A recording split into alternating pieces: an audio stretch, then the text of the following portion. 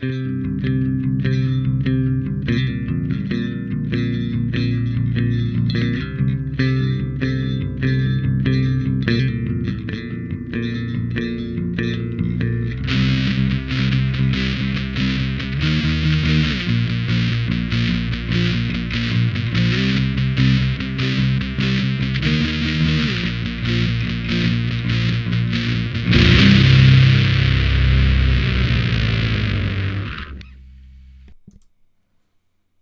and welcome to another exciting episode of Way of the Brush. With me, your host, Kris, aka Mini Wargamer Kris, aka The Name Butcher.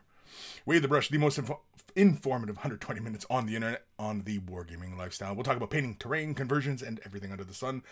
We usually delve into a lot of painting talk as well as a lot of what's under the sun, meaning no topics are barred. We'll talk about anything and everything. We usually delve into a lot of painting talk, but sometimes we delve into other subjects. Anything. Can be anything. And of course, if you are a first-time viewer, you can ask your questions over in the chat, whatever directions it's in. The chat is over here, apparently. And of course, if you are attending live, you can ask your comments there. I have this streaming to Twitch and to YouTube simultaneously. So if you're on either platform, whichever platform you prefer, I do it. And of course, if you are watching after the fact, you can send your questions to Kris@miniwargaming.com. It's in the description below, as well as a link to wayofthebrush.com. Wayofthebrush.com is the central hub of all this monkeyness. It's got links to all the social medias and, of course, Discord. Discord has been a lot of fun. It's been fabulous. I've enjoyed Discord. Where's my Discord button? There's Discord. You can see Discord. We have it going.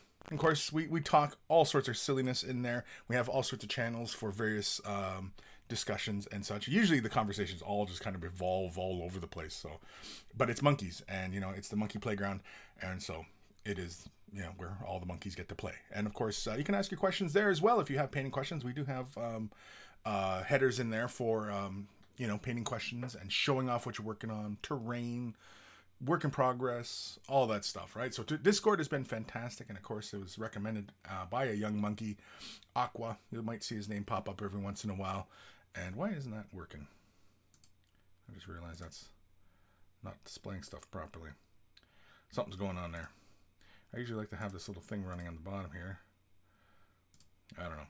Apparently it doesn't want to run for me today. All right. Okay. Well, you're not going to get to see comments down below. Until I figure that out. It's probably I gotta refresh something stupid anyway. Something probably dumb like that. So anywho, wayofthebrush.com also has links for the t-shirts. If you want to help support Way of the Brush, buy a t-shirt. Of course, you also look like a connoisseur of all that is good and holy in this universe. They're wearing a Way of the Brush t-shirt. And of course, if you've purchased a shirt, send pictures of yourself in your shirt, and I will add it to the Monkey Shrine, which is also at wayofthebrush.com. It's in the little link there. wayofthebrush.com, Monkey Shrine. Bang, in there. Of course, also links on wayofthebrush.com also has links for Patreon. For anybody considering Patreon support. It helps the cause. It helps support some of the bigger things as far as website updates and or upkeep, I should say, not updates. Upkeep. I wouldn't have done wayofthebrush.com or a website for that matter if it wasn't for the Patreon support. And so always a big thank you to the patrons for, helping fund all this silliness.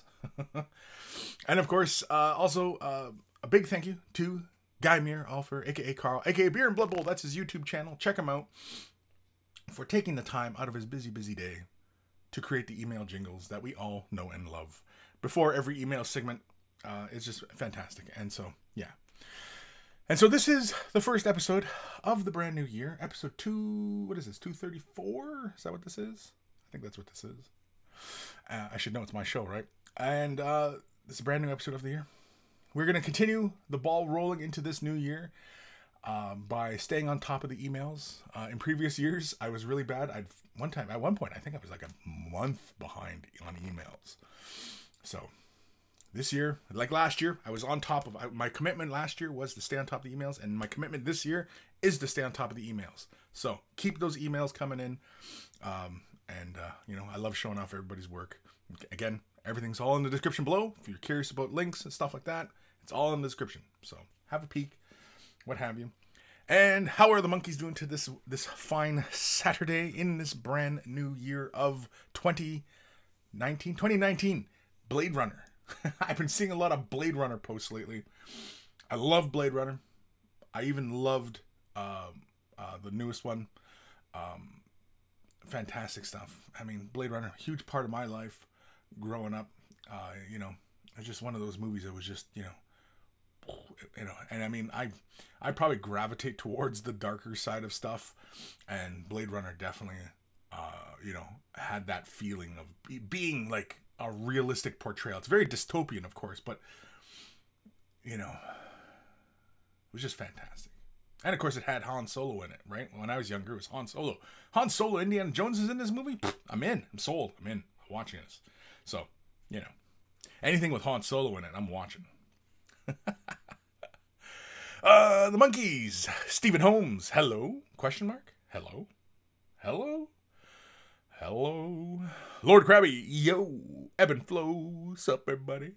Steve McDemon. Good evening, brushlings. Brushlings. That's a fun one. Brushlings. It's like younglings. He killed younglings. Ghost of Starman Deluxe. Happy New Year, monkeys. Happy New Year, Ghost of Starman Deluxe. Jim White. Hello, everyone. Anthony B. I'm here. Shotgun beers. One day, just for you. See, I don't want to make a huge mess, though. Because, like... But one day, I will. Because, I mean, I do this show from home. It's, you know, I used to, like, earlier, people who've been watching for a long time know, like, the background and where I do this show has changed over the years. And even I have two, like, basic setups in my office here at home. And I rarely ever go to the other side now because, I don't know, I just don't feel like it. You know, usually where I have, like, the way the brush in the background behind me. It's just, it's reversing everything is just, oh my God, such a pain. Such a pain. It's just easier to leave it all like this. If anything, I should move that monitor over here. Have it behind me. Maybe I can mount it down here. Have that right there. Just... Anyway. So, yeah. Brushlings. Shotgunning beers. Shotgunning beers. That's where I was at. I lost track already. Shotgunning beers. Yeah, I'm definitely just going to have to just slam one back. Because I don't drink all that much anymore. Last, like, 3-4 months almost. I think going on 4 months. I've, like, reduced dramatically my alcohol intake. I still have a beer here and there. I still, you know, over the holidays, I picked myself a nice old big bottle of Jameson and enjoyed that. But, of course, I didn't enjoy it in one night. I, you know, spaced it out through the holidays. It lasted me until, I don't know, like the 27th, 28th, something like that. I bought it, like, on the Friday that I left for the holidays, right? So it lasted me a whole bunch of days. Which is rare for this guy. I'll tell you, that's a feat. That's a feat for this guy. To not just consume whole bottles. You know. Anyway. Johnny Chop Shop, good morning to the Brotherhood of the Monkey. Brotherhood of the Monkey. Ooh, that almost sounds like either we should be like monks in the mountains or we're some sort of sinister organization. Or we're a sinister organization in the mountains. Stephen Holmes, yay! Other monkeys. Vasily Shimko, there he is. Hey, Kris, and his human keys. Humonkeys. Anyway, first show I might be watching in 2 months. Yeah, I know, Basil. It's like been forever, dude. Forever. Ben Ellis, hello, Monk Eyes and Monk Eye Lord. Vasily, if I send you an email now, is it possible that you will read it today? It's possible. There's like an, I'd say like a 75% chance that I would get to it today, but there's only maybe a 10% chance of that. Johnny Chop Shop, Way of the Brush, episode 234, Resistance is Futile. It is. Futile. Futile? Is it futile or futile? Because everybody seems to kind of pronounce it like that, right? Ever since, like, you know, Patrick Stewart read that, you know, said those famous lines. I mean, you know, is it futile or futile? Everybody's sitting there going, Kris, you moron, it's futile. Aaron Seach, howdy Kris, and my monkey brethren. Howdy Aaron.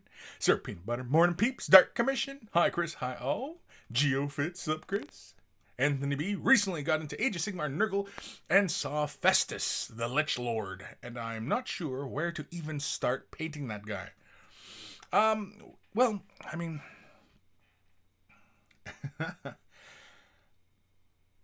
just start somewhere. Prime the model. If you're not sure where to start,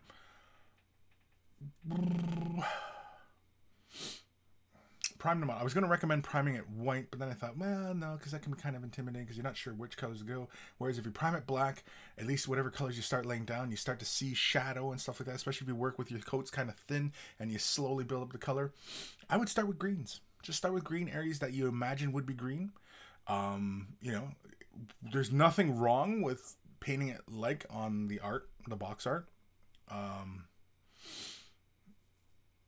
Yeah, you know, I'm not 100% sure which one's Festus, but is he right? Is he one of the ones riding the Nurgle ogre thingies?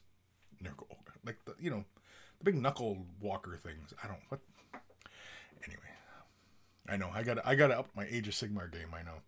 All I know is Stormcast Eternals, and I can finally say that without like, getting tripped up. Like, is it Eternal Storm Warrior Cast things, or it sounded like I'm 80 years old at the time. I can't remember the name of these new guys, but now I got it. Aaron Seach, howdy Kris and Monkey Family. New Year's resolution is to actually send Kris an email of all the stuff I have painted. Well, that'd be a long ass email, I'm sure. But dude, feel free, man. Feel free. Anthony B, episode 224 includes Han Solo. You want to go back and edit titles of shows? I know, I'm having fun with you. Anthony B, I will gladly send you an email of a shotgunning a beer. Need to buy Away the Brush shirt first. You know what? If you did that, you'd have to send a picture, but you'd also have to send a video, just a video clip, just like, you know. Yeah, I'll post that. Hell, that might even become you might even become the mascot. Speaking of mascots, I've recently updated the Way of the Brush. I've updated the little guy here. I don't know, like if I'll change him over to the new guy. I think maybe I'll change it once I finish redoing the intro, because I'm going to redo the intro because I have all brand new music. And I still have yet to shoot that. I have the idea of what I want to do now. That was the hard part, was conceptualizing what I wanted to do. And I have an idea now. And so I just have to commit it to film, as it were. Film. We don't need to use film. Like, commit it to hard drive. Like, that doesn't have the same tone to it. But commit it to film. Sounds kind of artsy, right? Commit it to film. I'm gonna film it. Whereas I'm gonna record it. You know? Oh, it's on my hard drive. So, you know... I don't know, it just doesn't have the same ring to it. It doesn't sound as artsy. Because I'm all about sounding artsy, as everybody knows. Pyre, Captain Daniel, Kris, you made any new New Year resolutions? Maybe get all the current Samhan completed? I was thinking of that, but, you know, Kris is a fickle individual, and Kris will sometimes refer to himself in the third person, and, you know... Commitment scares me. I know you're thinking, Kris, aren't you married like 20-some years? Yeah. And commitment scares you? Yeah. And so do I want to commit myself to a New Year's resolution like that? To getting my Samhan completed? Now, mind you, I was talking with Steve the other day, and I was thinking that I probably should get all my jet bikes fully painted. Because I have like a lot. About like 40-some jet bikes to do. Something like that. Anyway, getting them fully done and just doing a full Samhan force, like in the Vigilis book. Doing that detachment, because I liked the special rules for it, and it had a really nice Samhan flavor, and it would even make me not take Altiok as my craft world. I would take the Samhan craft world attributes, take that detachment, and play a Samhan. Play a full, pure Samhan force. And I think I have to do that. And so, yes. I think I will. But am I going to make a resolution about it? I don't know. Can't say. Can't say because, like I said, Kris is fickle. And, you know, I'm not sure I really want to make that kind of commitment. That seems like a big commitment. I know it's awful, right? Ben Ellis, monk eyes. I'm going to have to start looking at the keyboard when typing. Lord Krabby, Kris. When we get older, our livers get more bloated. I drink beer to enjoy the taste, not to get wasted. Plus, weed gonna be legal in the United States so soon. So, well, and isn't there a lot of places in the States now? I know you're in New York, but I thought it was already like legalized. I thought that was on the big ballot on the election this year. Was New York, because I thought you were in New York. I could be wrong. You might not be in New York. I don't know, but yeah, I thought in a lot of places in the States it is legal now. In Canada here, yeah, it's legalized, and you know, we actually had a shortage here. Like the first couple weeks into everybody celebrating, right? I didn't celebrate. You know, I'm more of a poison myself rather than, you know, ingesting herbs.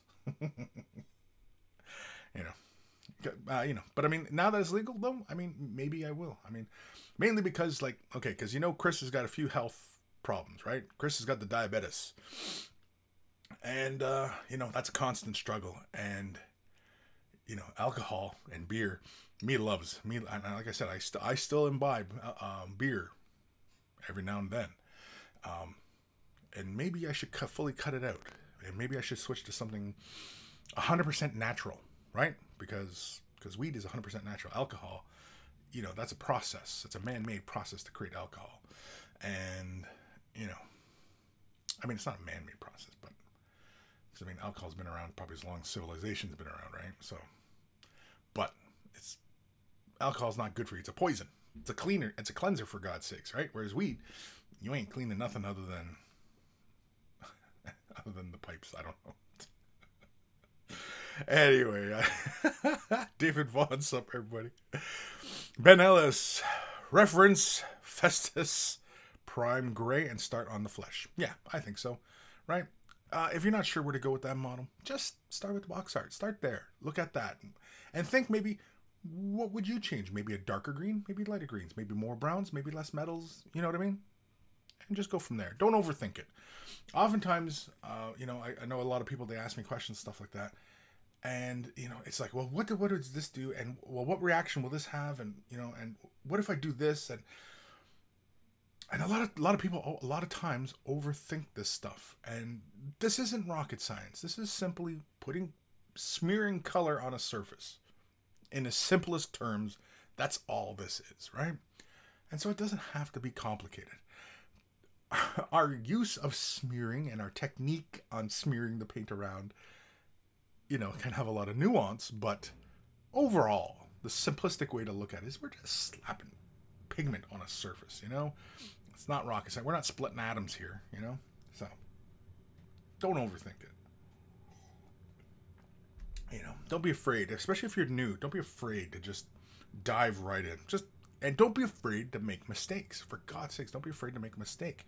Nobody comes into this hobby perfect. Nobody comes out and, you know, has just, you know, a fantastic looking model right from the start. Some people might be able to do it a lot more competently than others, but they might have certain skill set that already lent them to, you know, and I mean, like, I used to draw and paint when I was younger. When I was a kid, I've been into art ever since far back as I can remember. And, you know, I already had a skill set already developing into this field. So for me, you know, to gravitate into this, you know, was pretty self-explanatory, right? Whereas some people are not. But it doesn't mean that you can't become that level. It's a skill set all the same. So don't be afraid. Don't be afraid. And don't be afraid to fail. Don't be afraid to try, and don't be afraid to fail. Right? Because you will. You will. Oh, you will. Jeez. Somebody out there's like, whoa, man, that took a freaking dark turn. Fear School. Good morning, monkeys. Good morning. Vale Hammerdeal. Warhammer? Warhammer? Question mark? Yeah. Over on Twitch? Yeah. Warhammer. I likes me some Warhammer. I likes me some painting. I likes me some art. And I likes me some wargaming. If you're not familiar with what we're talking about, you know, it's wargaming. It's miniature tabletop wargaming. You know, the little figurines, little toy soldiers running around. It's primarily what we talk about on this show. And we primarily talk about how we paint our little bonums. David Vaughn, whatever you do with the new intro, Kris, don't lose the fat guy rising. I get a big laugh out of it every time. Well, maybe I'll have to go and go visit Gim, because that's Gim. Everybody, for anybody who, longtime monkeys, or anybody in the Discord channel, we have a channel dedicated to the Gim, the bearded Gim, and you know, he's a longtime friend. He's just a great guy, you know, generous soul. You know, he's a loving father. He's had a tough go of it the last couple years, but you know, I think he's much stronger for it. And he hates him. He loathes. He despises. I can't think of any other words other than just pure hatred. He hates Eldar. Yeah, and so Gim's hilarious. Gim's one of the greatest guys out there, and so yeah, that the fellow rising at the end with no shirt. Yeah, that's Gim.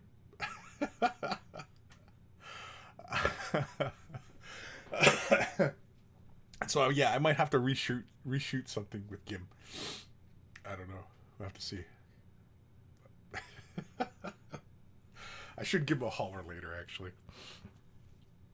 Where am I? Geofits. Monkeys are fickle. Yes. Well, Helm Deer. Yeah, I see a Traitor Marine in the back there. I actually make lore videos on YouTube. Oh, cool. What's the channel? Is it something I might have heard of?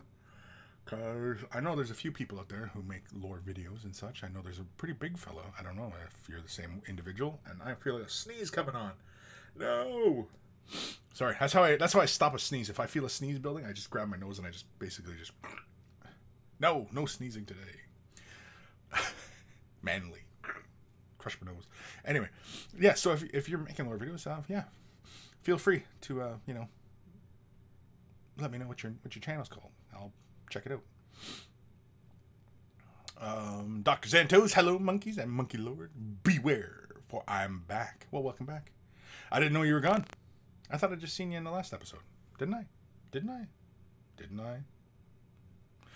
Lord Krabby, legal, medical, not recreational. Oh, okay. So medical. Ah, gotcha. Okay. So you're not quite there yet. I gotcha. Yeah, next year you guys will probably be legalizing it. I mean, you know, like, the whole weed issue is just ridiculous. You know? Like when cigarettes and alcohol are legal, you know, and, you know, they cause way more health concerns. Like, and that's legal, right? That's how you know the system's broken, right? Because that stuff's legal. Johnny Chop Shop. Weed is legal in Michigan. Cool. Ebb and Flow. Cleaning on weed. Cleaning out the snacks in the cabinet. Ghost of Starman Deluxe. Apparently medical weed is legal in the UK now. Only heard about it recently. Interesting. I would have thought the UK already was... Isn't Europe like all hip and, you know, all with it? I mean, I thought weed was legal everywhere in Europe. I assumed. I mean, I don't know. Because I know on the North American side, people are pretty uptight about a lot of things. You know, a lot, really, a lot of puckered arses around here, and I figured in Europe we were a lot looser about things like that, and so I didn't know. Hey, what do I know? What do I know? I've never been to Europe, so wouldn't know. But mind you, though, like Amsterdam, definitely. If I was ever in Europe, yeah, definitely Amsterdam's a place I'd hit up. Definitely. Mainly because, you know, there's a lot of pretty girls around there. And I'll go anywhere where there's pretty girls, so, you know. Ghost of Starman Deluxe. Apparently medical weed is legal in the UK now. Oh, I already read that comment. See? Look at that. You'd think I was already on it. Dark Commission, episode 234. Given a choice, I'd be a weed elf. A weed elf. Why not, right? Just convert up a bunch of wood elves that have, like, you know, like the what is it? What are the rangers called? They're not rangers. They're Glade Guard. And they got the big cloaks, and instead of like having like, you know, like regular kind of leaves, they got like big marijuana leaves all on their cloaks and everything. That would be funny. Somebody's got to do that now. I got to see that now. A Glade Guard. Is it Glade Guard? No, the ones that wear the cloaks, and they have like, but like they have like the leaves all over them and everything like that. Like I'd like to see that as each leaf is as a sculpted marijuana leaf. You know what I mean? That would be hilarious. Anthony B. They're talking about opening weed lounges in Nevada now. It's legal, medical, and recreational. Interesting. Well, I kind of figured Nevada would be kind of, you know, on that. I mean, I'm surprised like hard drugs aren't legalized in Nevada. Aaron Seach. When I paint, I don't make mistakes. I have happy accidents. You have happy accidents? Does that mean sometimes you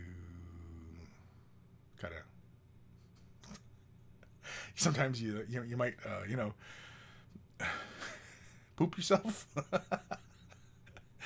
When I'm painting, sometimes I have happy accidents. So I'm sitting there, oh, I just pooped. Dr. Zantos, expect to fail, for you will. You will. You will. I did. Everybody does. I have yet to meet anybody or see anybody or evidence of anybody who, right out of the gate, without even holding a paintbrush, never held a paintbrush in their lives, go and paint a model to Golden Demon type standards. Never seen it. Never heard of it. Probably won't. Short of probably some sort of artificial life form. Right? No Christmas cheer in this jug today. Jug. Jar. No. Cup. Mug. Can't even talk. Yeah, it's okay. It's like my third cup, so that's probably why I might sound a little wired right now. Dr. Zantos, when is Gim coming over as a guest star? You know what? I haven't had a talk with Gim in a bit because, you know, I'm busy. He's busy. He's in a town that is probably about, I think it's about a 6-hour drive from where I am, but it's like connected along Canada's like major highways, so like you can pretty much go Mach 2 down the roads. And no, we haven't talked about visiting because I think mainly because I mean I'm planning to go to Chicago, so a lot of my resources right now are because I'm going to Adepticon, right? And of course anybody who's attending Adepticon, I'll be doing 2 classes. I keep forgetting to mention this, but yeah, I'm going to be doing 2 classes at Adepticon. So if you're coming to Adepticon and you're registering for stuff, I still have spaces in the classes. And basically it's going to be Way of the Brush, and it's going to be basically be like this, where I'm just talking to you guys and demoing whatever kind of questions you have. So if you have questions about non-metallic metal, priming, you know, what have you, I'll be able to answer your questions right then and there. And I'll most likely be recording the show. So, yeah. I recorded the last time I did it. And I think it's still on Quirk's hard drive on his laptop. Because I borrowed his laptop last time. And I still have to get it off him. But last time it was... it wasn't Way of the Brush, though. But it was like Way of the Brush. That's why but that was under like mini wargaming because we were all going as mini wargaming. Whereas this year I'm going as myself, so it'll be Way of the Brush, it'll be me, you know. So yeah. So classes, Adepticon. So if you're attending Adepticon, you know, sign up for a class. Anyway, what were we talking about? Going to visit Gim. Right. So saving up, you know, saving my pennies because I'm going to take the whole family to Chicago this year. So it'll be a little bit different. Again, be kind of a family vacation kind of thing. Kind of a work family vacation type slash slash slash type thing, right? And I mean, I could probably head over and visit him for a day kind of thing, but I don't know, because I don't know, I just haven't coordinated anything with him lately, because the last 2 times he came to visit me, and yeah, I should go visit him. He keeps telling me to come visit him. And plus, too, I mean, we'd probably check out some spots in Ottawa and, you know, check out his local gaming scene. And, you know, and I enjoy those things, you know, checking out other gaming stores and stuff like that, because you often see other people's paint jobs, because people have them set up, other gaming tables, and see what, you know, their live gaming setups are like. And, you know, it's just fun to get ideas if anybody's doing things right or differently, or, you know, what have you, right? So whenever you're in a new town, and I'm sure a lot of you guys are the same way, whenever you're in a new town, you know, you check out the local gaming scene, because you want to see how they're doing it. If they're doing it differently, if they're doing it the same, what are they doing, you know? And so, yeah. Where am I? Geofits. I just started reading Horse Rising the other day. The second book wasn't in stock when my sister bought my Christmas presents, so still waiting on it to come. Cool. Horse Rising, really good. I enjoyed it. The first 3 books, it was recommended to me that the first 3 books are really great, and that was true. The first 3 books are really great. Get the first 3 books. If you're only going to ever read 3 of the Horse Heresy books, the first 3 are the ones you should read. David Vaughn, squeezing your nose to stop a sneeze can lead to eye problems. Be careful.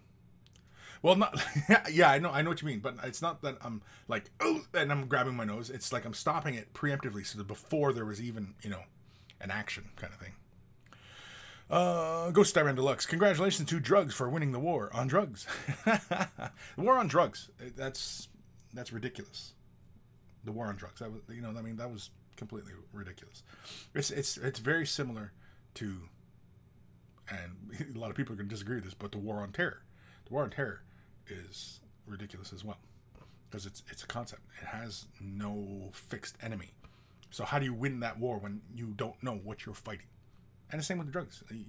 It's you know what I mean? And now that, you know, the war on drugs, we're realizing that, you know, that's just not working. And so it's better to accept a lot of these things and open your doors to these things.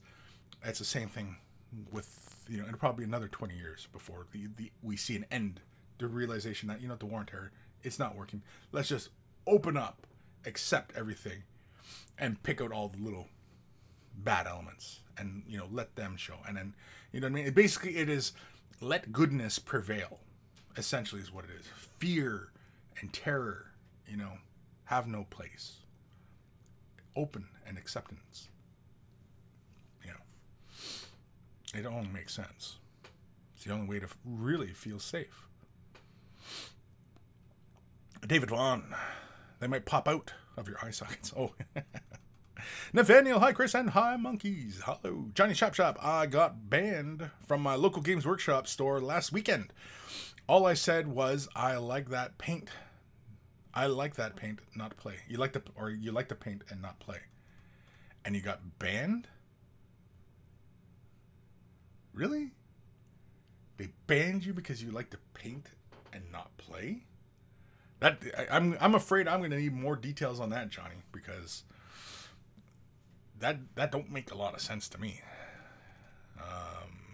I'm feeling there might be more to that than simply I like the paint. But I mean, I don't know. Nathaniel at Kris, episode 234, the story of Stony Mahoney and Weed Elf, the Bonginator. The Bonginator? The Bonginator. Lord Krabby, yeah, there is a prison in Nevada called Prison Town. It's outside tented prison. All contraband such as cigarettes and alcohol are banned. It sucks. Don't do crime because jail is miserable. Have you ever been to jail? Have you, Lord Krabby? I didn't know you went to jail. I've wound up in holding, you know, spend the night, but not like proper jail, not proper, you know, jail. This is the universal sign for proper jail. I think you all know what that means, right? So, and if you don't know, then you're too young.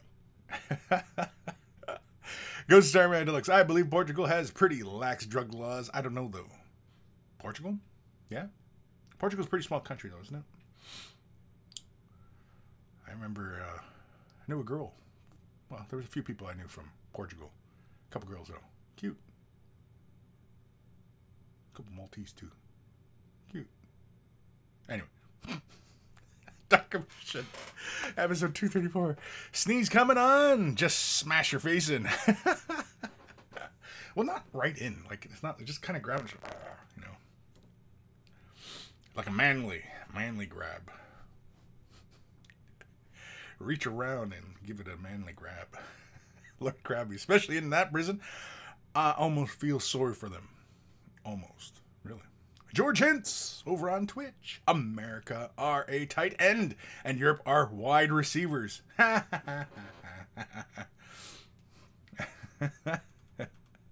funny, actually. I didn't say it. George said it. He said it on Twitch. I didn't say it. Aaron Siege. Kris. Nope. Never shat while painting. But for the rookies, there is no mistake that you can make while painting that you can't correct. No, true. Very true. Right? When you're painting, you're going to make mistakes.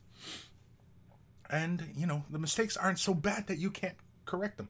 But a lot of people, I know there's a lot of you out there who, you know, will take your models and you do a paint job and you're like, oh, it's not the way I want it. And you strip the model and start over again. And I highly, highly recommend you do not do that. Okay? Don't do that. Because I've said this many times before, and I'll say it many more times as we keep going through the years. You're never going to know how you're progressing if you don't see how you are progressing. Okay? So if you make a mistake on a model and you know, and the paint is too heavy and you went outside the lines on this part and you were using different colors on different areas and you know what I mean? It was just, it was a mess. Don't repaint it. Keep it. Okay? Learn from your errors, right? And do another model. Okay? And then that model will be a little bit better than that last one. And guess what? You're making progress now. So now you have two models, and you can see the difference between the two. So then when you get to your third model, it's going to be better than those two. And then your 100th model will be miles ahead of your first model. And you'll be able to see your progression. I wish I had kept my original models that I painted so that I could show you all how terrible they looked, how terrible they were, so that you can go, my God, man, like Kris, he can paint well now, but look at where he started. My God, like that looks like, you know, like just terrible. You know what I mean? It's very amateur. And I mean, I'm talking about a kid who had an ability to draw and color and paint, and you know what I mean. And you know, the paintbrush was not, and using paints was not foreign to me. I mean, like I knew how to do it. And still, my early models, yeah, were I know, I can remember, because one of them was an Imperial Guardsman, a pewter Imperial Guardsman, and yeah, it wasn't pretty. And I used to use mixed media, like, in a bad way. I was using enamel paints and acrylics, and yeah, I was using, ever go into like the big box stores, ever go into the tester section, and they have those plastic white handled brushes with the plastic bristles. They're black, and they're just like, the bristles are just kind of all over the place. I was using those kind of brushes to do base coating in. I think I even used one as a primer one time. I was putting primer. I was like, primer? What an excellent idea. And I started doing that, right? Because my first couple models, I didn't even prime the models, you know? I didn't even prime. So there you go, you know? I wish I'd give almost anything to have those first couple models back again, so that I could show people and convince people that know, you know, your first model, and keep them. Don't throw them away. Don't strip them and, you know, redo them.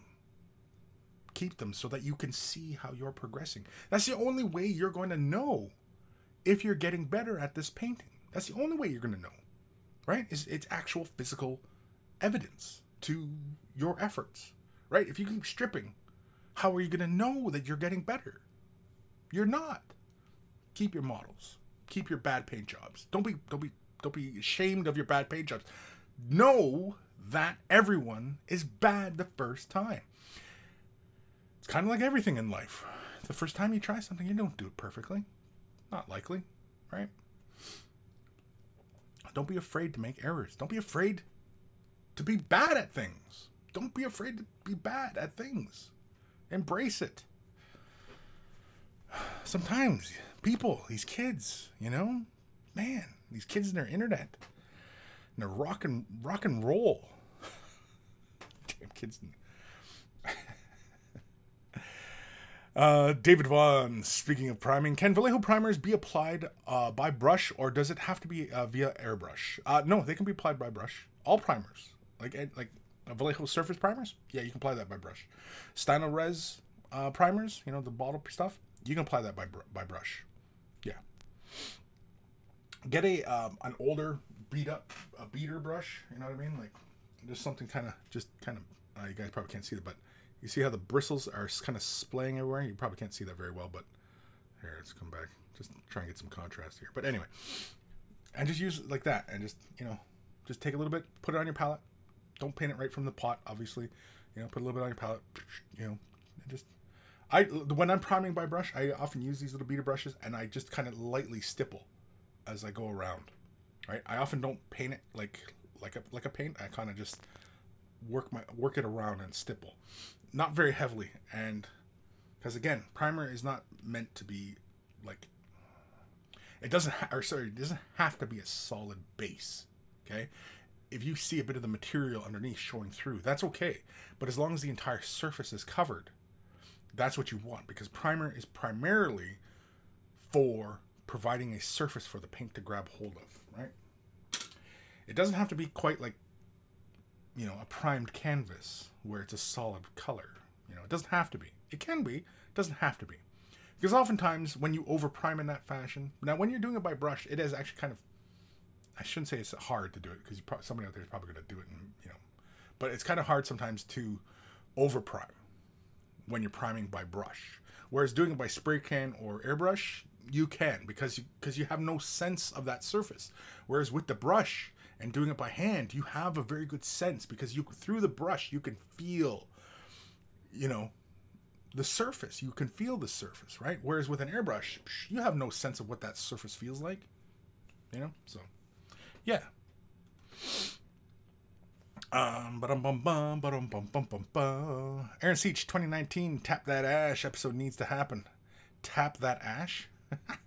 Well, yeah, I've been talking with Ash over the last couple days there, and yeah, we're supposed to get together for some more gameage. So I think just through the holidays, everybody just kind of got busy and stuff like that, because we kind of fell out of sync for a little bit there. For the last couple months, we were kind of steadily getting together, and you know, and so, and yeah, I gotta get a game in too with Owen. Owen's been busy though, so yeah.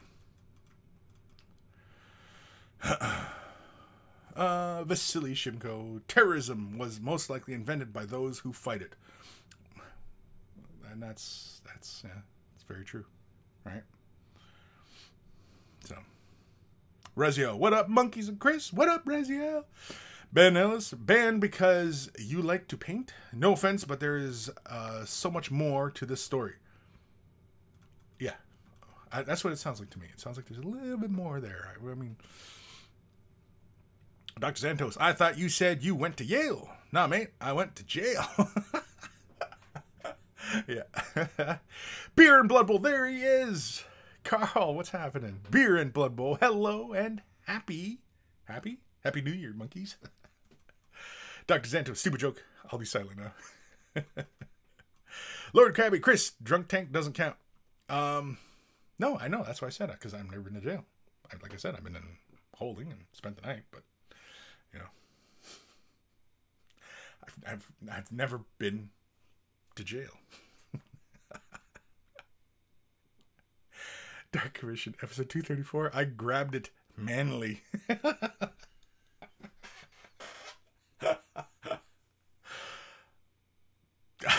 I've got nothing for that. I've got nothing. Nothing. Yeah, so it's nice to see Carl join us today. Beer and Blood Bowl. That's his YouTube channel. Check him out. If you like yourself some beer and you like yourself some Blood Bowl. Stefan Henry, LOL. Lord Krabby, episode 234. Firmly grasp it. Mainly grasp it? Manly grasp it? I'm going to have to jump forward here because I think I'm falling way behind on comments here. Normally I have the comments appearing down below here, but for whatever reason, Restream doesn't want to give me the right thing, so it's okay. You don't need to see the comments down here anyway. Wait, let me try again. Let me see if it's coming back. No, it's still in. Nice. Nice. Let's see. Let me try this. No. No. No. It's not coming back. Screw it. We don't need it. We don't need it anyway. It was just for fun for you guys to, see what was coming. Just in case I missed some comments, Anyway. Vasily, I don't strip the models. I'm not sure about it. It's like you gotta do stuff. I'd rather just get better and then show someone like, check. And I used to paint like that, yeah. But now I paint like this. Yes, exactly. That's exactly it, right? It's so that when you get together with friends who, enjoy this hobby as well. Because anybody who's new to this hobby, even a bad paint job, people kind of go, oh, wow, that looks, you get all that detail in there. You know what I mean? And so people who aren't into this hobby are kind of easily impressed by it most of the time anyway, especially if you can stay within the forms and, lay a nice even coat and, all that rigmarole. And so, when you're sitting together with your painting buddies, yes, and and somebody who's newer to the hobby, and you're like, yeah, this is what I used to paint like, and they're going, oh wow, that looks pretty good, and then this is how I'm painting now, and it's like, wow, and so everybody kind of likes that, affirmation, right? So yeah, so do it. Keep your crappy paint jobs. Keep your crappy paint jobs. Keep them. Don't throw them away. Don't strip them. Don't repaint them. Keep them. Be proud of them, because as you get better at painting, you can come back to it and say, see here, this is where I was. And people go, oh, okay. Here's where I'm at. And they'll go, wow, so. I don't know if they'll do it exactly like that, but they might. Maybe. But wow. Nathaniel, Kris, show us your very first mini, please. What did I just say? Didn't I just explain to everybody that I would give anything to get my first model? You know what? I do have an old model, but it's actually a pretty good paint job from like the early 90s. And I can't remember where the hell it is. I think it's one of my bits boxes, actually. It's sitting in one of my bits boxes, just kind of rattling around. So it'll be dinged up if I ever show it. But yeah, like my early paint jobs. No, I don't think I have any of those models. I don't know why. I think they just kind of get lost to time. Oh, I think sometimes I gave them to my brothers. Let my brothers kind of just, I was kind of like, yeah, because they were real small when I was in high school and everything like that, and I was painting still, and I'd be sitting at my desk, imagine I was at my desk and I'm painting away, and my little brothers would come in, what are you doing? What's that? Ooh, what is that? Ooh, look at the color. Ooh, you know what I mean? And so I kind of used to be like, well, here, just here, play with these for a bit. Don't bother me, and so, yeah. I wasn't a good brother. I was a terrible brother. I probably still am a bad brother. I don't know. Horrible thing to say, I know. Stefan Henry, I feel like that though once you get to a point and style, you like stripping models. It's fine. Sure, I mean, like, I'm talking about like the first time you're really kind of getting into painting. I'm not talking about like your first unit and stuff like that. If you're already getting to the point where you're buying whole units and stuff like that, but some of us out there, I know, because I know personally, like I used to buy just models on their appearance alone, and because ooh, that looked cool, or ooh, that looked cool, and I would get that, and ooh, that was kind of cool, and ooh, what's that about, and you know what I mean? And because I had no idea that this was a game. I was buying models for giggles. I was buying every kind of paint out there that I could get my hands on. Space Hulk, I was playing with Space Hulk, and so I had those models, and that's kind of what, got me into the models and everything like that. And I wish I still had those old models. They're terrible. And it wasn't until a couple of years later. It was about 88. It wasn't until I think 90. Yeah, about almost 2 years later, that I discovered Warhammer 40,000, the rulebook, Rogue Trader, and realized that it was all connected, and it was a universe, and it was, you know, and all this, and I got into wargaming, and then, you know, introduced wargaming to my buddies, and my buddies introduced me to D&D, you know, and stuff like that, and so it got me into all this, you know, all this stuff, and so, yeah, so I've been doing this stuff for a long time.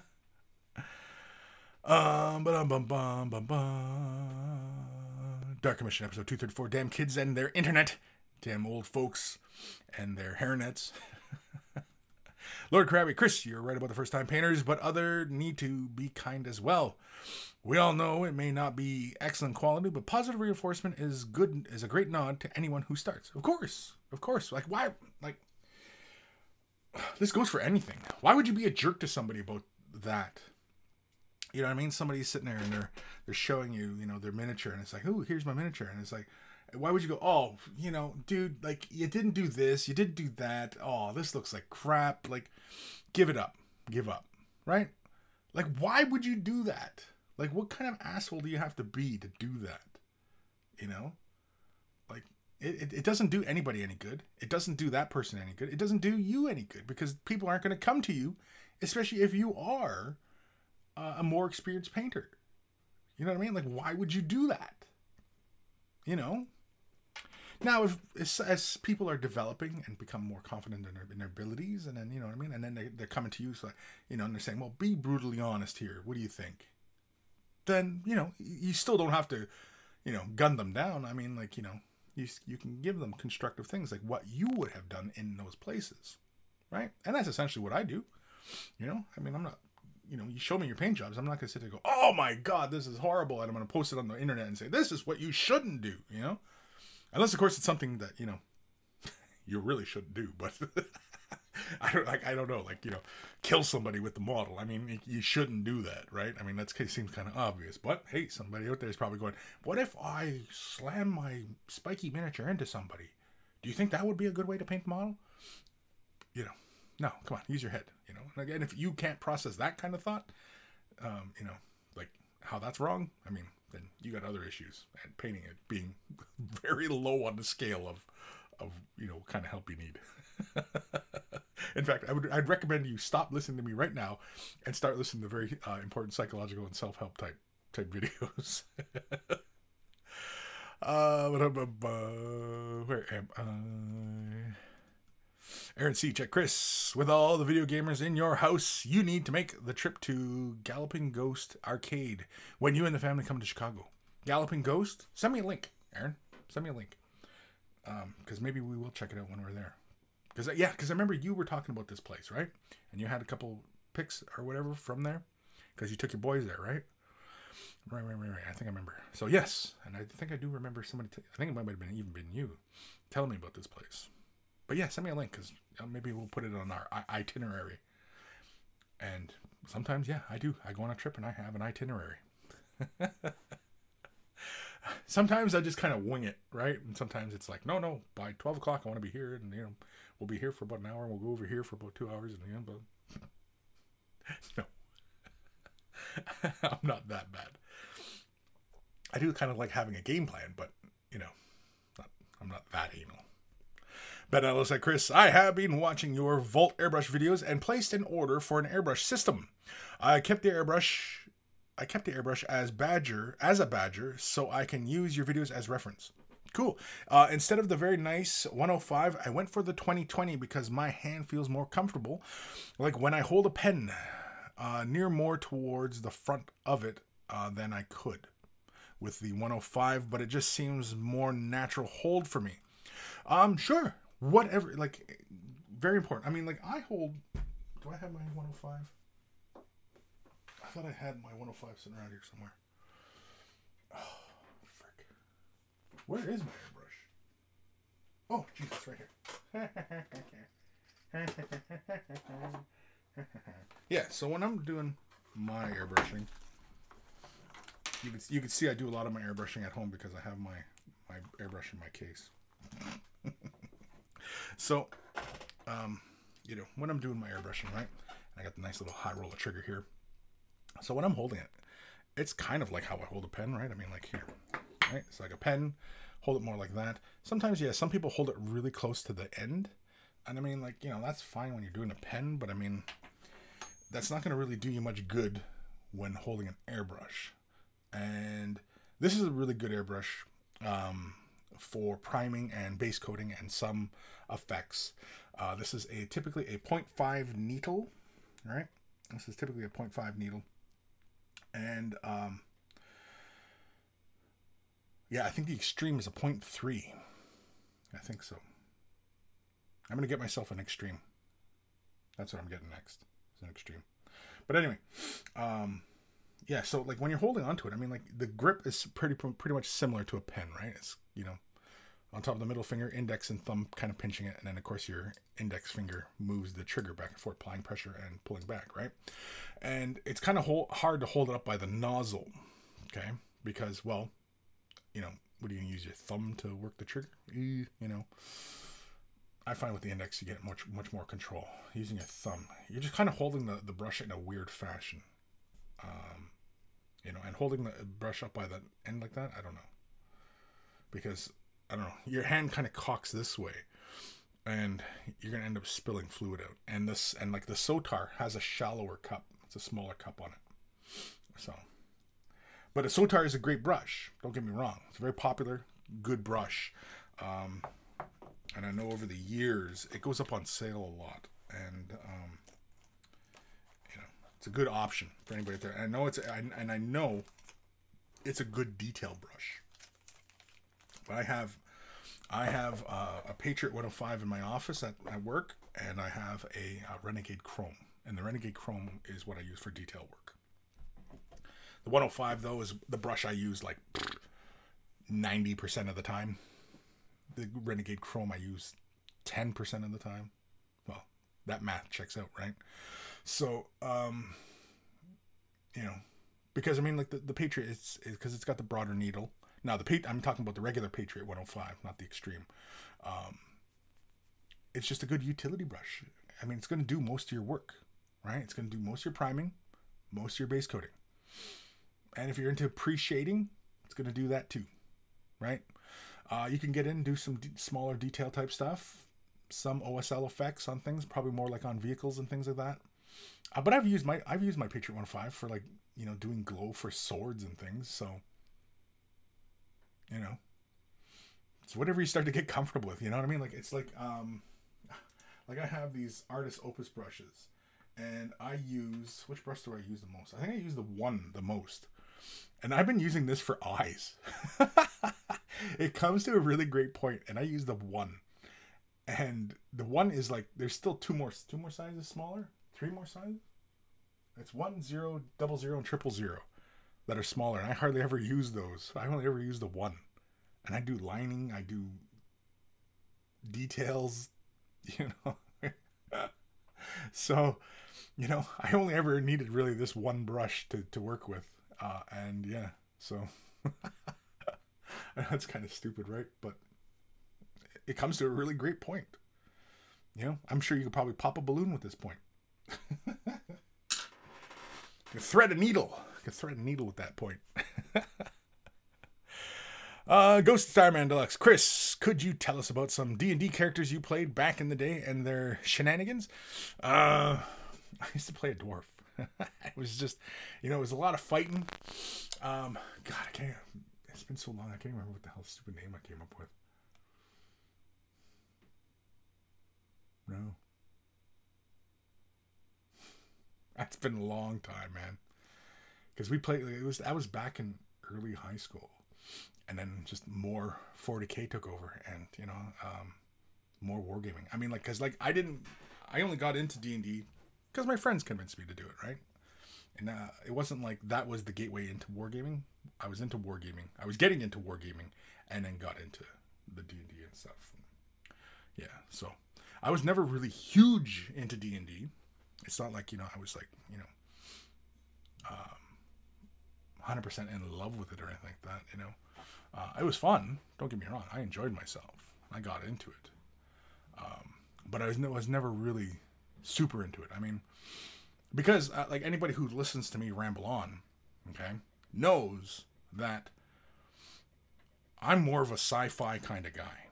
Like I enjoyed when we did a mini wargaming, we did the Dark Heresy. I enjoyed that. That was fun. Because I could get into the universe and I can conceptualize a lot of the ideas a lot easier rather than D&D, which is a fantasy setting. I'm not like I'm more Star Wars and Star Trek than I am Lord of the Rings and Beastmaster. Although Beastmaster's a good movie, but I'm more Star Trek and Star Wars than I am Lord of the Rings. I like Lord of the Rings, don't get me wrong. I like fantasies. I like dragons and, you know, fairies and elves and, you know, stuff like that. But when I'm imagining conflict and, you know, adventure and discovering new things, how can you not imagine a space type setting? Right? Because in fantasy, it's already all laid out. It's already codified and you know, it's all there. And so making up something is kind of restrictive at times. I mean, I realize that, yeah, in D&D, you can just make up whatever the hell you want. But some people are very resistant to the ideas, right? Like, you know, like an elf, dwarf, you know, black elf hybrid, you know, a family that was trapped in the mountains and, you know, us and their offspring are all these, you know, short little elf dark people, you know what I mean? Like it's, and people go, well, that wouldn't happen, you know? And it's like, well, no, it totally happened, right? But in a sci-fi type setting, that's what they just were, you know what I mean? That's how they looked. They kind of looked that way. And, you know what I mean? Like, these kind of creatures with a fly with a giant eyeball and, you know, this dripping slime and, you know, can speak and has psychic power. You know what I mean? Like, these kind of concepts are not out of the world, right? I mean, out of the world. And, you know, I'm just more sci-fi than I am fantasy. And so 40K was my bag. Lord of the Rings, D&D, that was secondary. You know what I mean? My passions were only secondary to that. My first love is sci-fi and, you know, grimdark and, you know, yeah.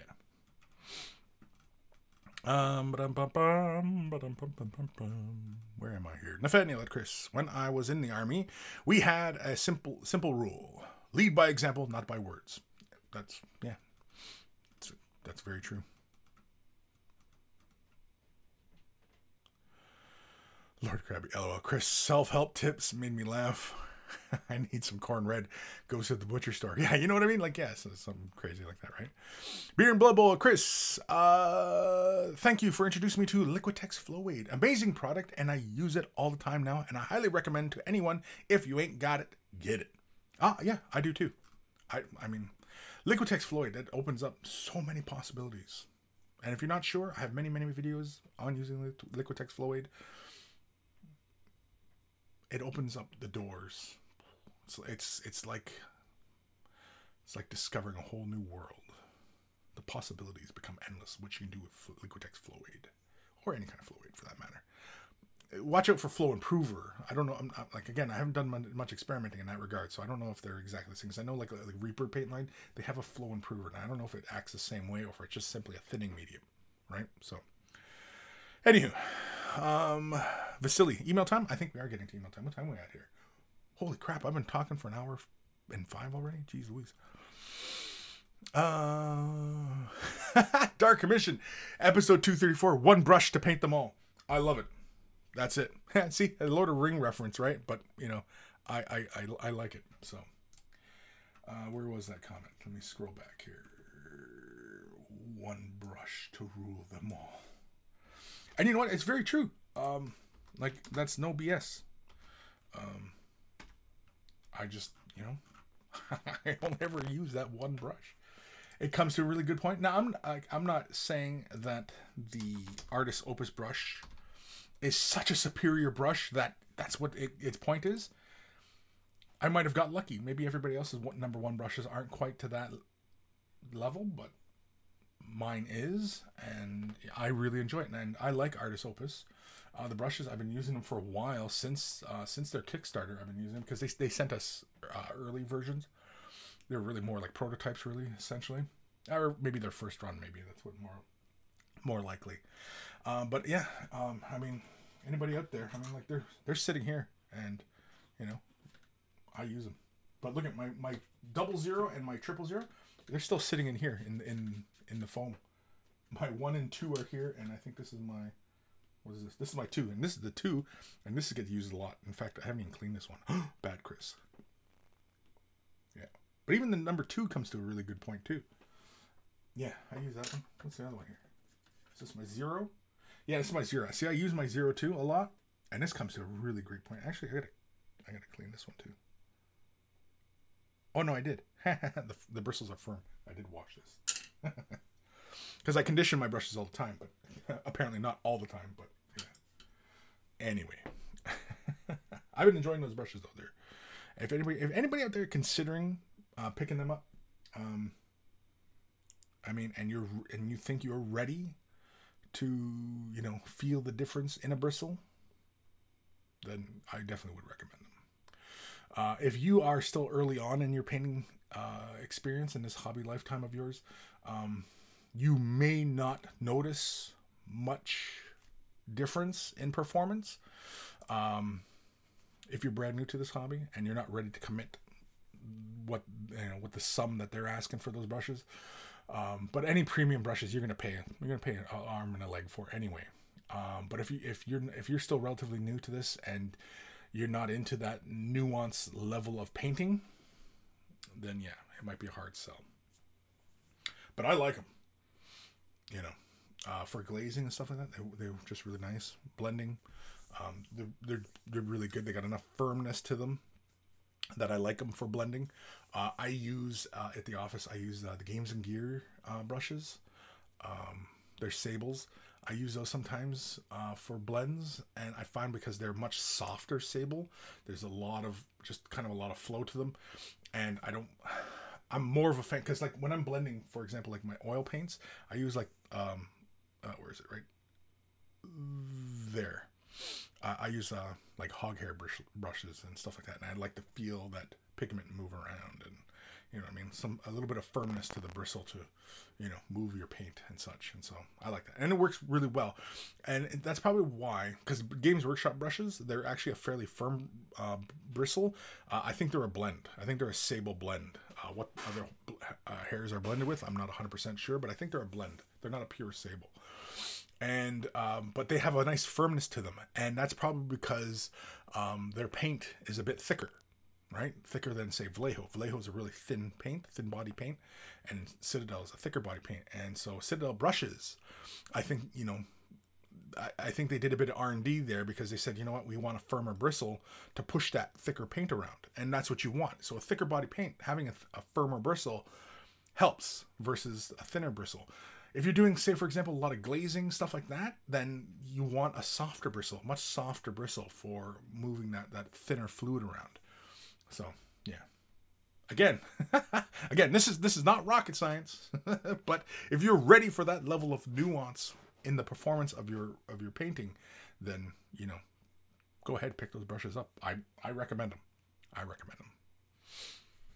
I'm not saying, you have to go out and buy them now, but I mean, like, if you don't know how to take care of your brushes, and you don't, as I was saying that as one of my brushes wasn't cleaned,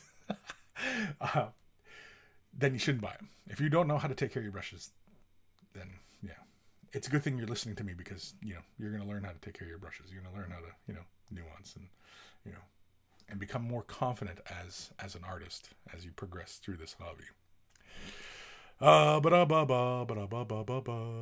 Nathaniel Kris, in addition to my last comment, so when I see a new painter hobbyist, I try to show the right way and teach the rules of Bushido, Japanese way of the brush, even though they don't follow.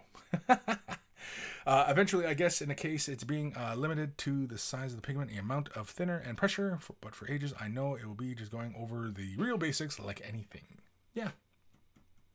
Yeah, Bushido. I kind of like that, Bushido. It's the way of the brush. Bushido. That's kind of cool. I kind of like that. Red Dragon Model Works. Thinking of getting those brushes, Kris? Yes, definitely. And welcome. I don't I don't know if I've ever read. I actually catch Red Dragon every once in a while. I know they do a live thing Friday nights, so I'm pretty sure it's the same Red Dragon. Unless there's a bunch of Red Dragons out there, I don't know, but I'm pretty sure it's the same Red Dragon. And I think we've met at Adepticon once or twice. Oh, that was the comment. I read that as Nathaniel's comment. It was Ben Ellis's comment. Eventually, I guess, is the case of being limited by the size of the big one. Yeah. Ishyab011. Aloha, Kris. Belated Merry Christmas, Happy New Year 2019 to all. Hoping it's great for everyone. I hope so too. And thank you, Sammy. Dr. Xantos. I'm a sci-fi guy too, but sadly my RPG group only does fantasy stuff, and sci-fi things are like one campaign where everyone dies because the DM wants to go back to fantasy. Yeah, you know, it's kind of hard, right? I mean, I like the sci-fi fantasy stuff too, and you know, like Dark Heresy. I got into Dark Heresy. I liked it, and I wish we went further with that, and you know, we played out a larger story. You know.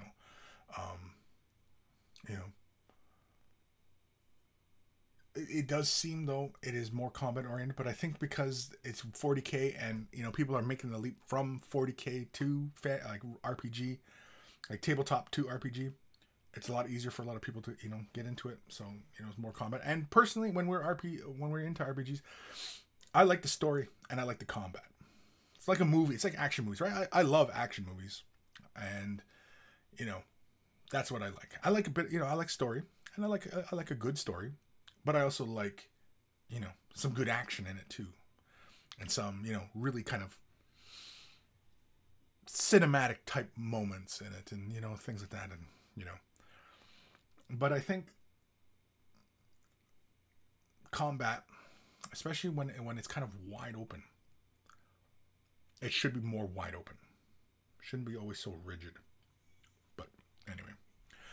Lord Krabby, I'm more of a Rick and Morty, LOL. Yeah, I'm a fantasy guy also. Love ship battles and guns. Just my cup of tea. Yeah, exactly, right? Star Wars. Star Trek. You know what I mean? Like before I was painting miniatures, I was putting together model cars and model spaceships. I had, you know, fairly decent Star Trek model collection. I wish I still had my Star Trek models, just to show people, you know, this is what I was modeling before. And, you know, now I've been getting into the Bandai kits. And big thank you to Demon Wraith. He was generous, very generous.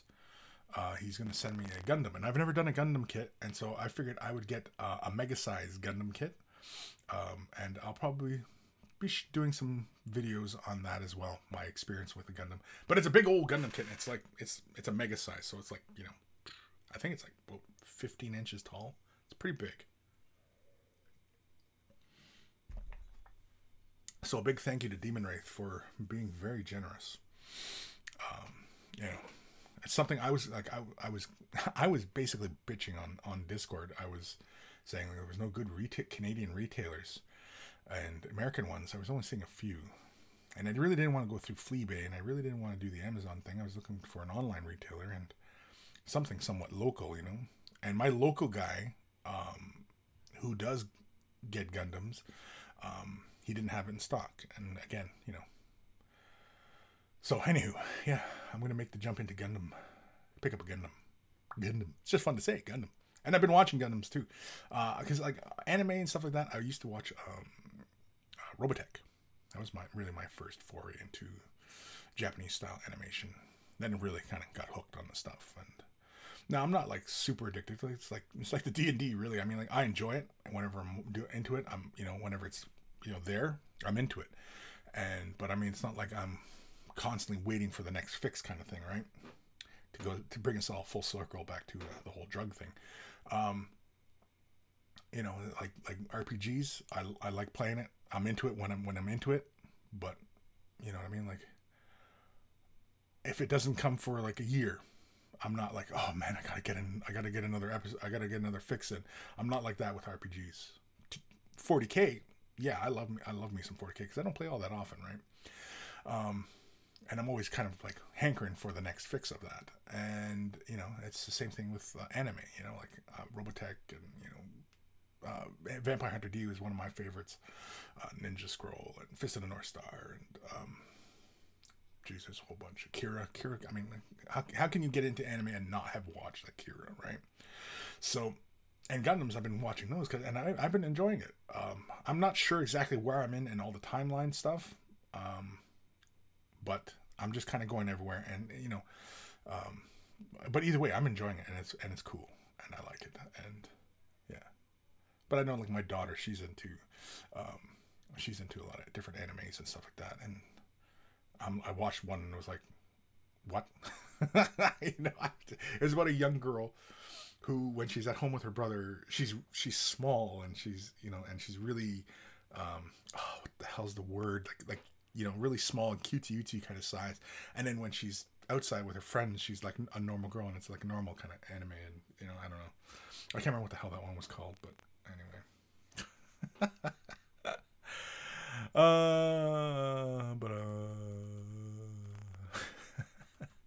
Ben Ellis, one brush to paint them all. Small dry brush for me. Jabba's Left Nut. I got a set of artist opus for Christmas. Look and feel amazing. Haven't had a chance to use them yet. No? Yeah, I think you'll like them. Alex Hislop. I hope you are well, Kris. Spelled my name wrong. It's K-R-I-S, but that's okay. What would be the first tip you give someone who want to stay interested in the lore of the wargaming pieces they are create? Oh, and how you like Battlefield 5. I love Battlefield 5. I think Battlefield 5 is great. I wish I had a PC that was strong enough to run it at its maximum settings. Yeah. But yeah, I mean, I've been playing Battlefield since 1942. Not since 1942, but since Battlefield 1942. And the mods, I used to love the Desert Combat mod. Oh, that was fantastic. I just loved flying around an A-10, dropping bombs on people and gunning people down, like just mowing tanks down. Was the highlight of my day. And then Battlefield 2. Battlefield 2, I made it to top 100 in that. I played a lot of Battlefield. But anyway, what would be the first tip to give somebody to stay interested in the lore of the wargaming, war game pieces they create? To stay in the lore, I mean, reading the rule books. So, like, if you're into Warhammer 40,000, you know, read the rule book. The rule book's got tons of lore. The big rule book, like, because the new rules for 8th edition is like only 5 pages. The book is full of scenarios and rules, or in background rules. I just said it was 10 pages. Anyway, tons of background. Get you started and get you into the universe. Then definitely getting codexes. Those will give you more insight into the factions, and then from there you can kind of branch off into the novels and stuff like that. And like, for example, like if you're into Eldar, reading Eldar novels could get you there. You know, the Space Marines, lots of Space Marine stuff. You know, usually everything's kind of told from the human standpoint, either being Space Marines or Imperial Guard. So, you know, most of the books are told from that aspect, because I mean, it's kind of hard to write a book, I would imagine. I've not tried, and I don't know if there is a book out there yet that tells a story from the side of the Xenos, other than Eldar, because Eldar are kind of close to humans, right? Kind of. Like from the side of, like, say, Tyranids, right? Like what the Tyranid hive mind is thinking when they're making their attacks and when they encounter resistance, and you know what I mean? Like, I don't know how interesting that would be to read.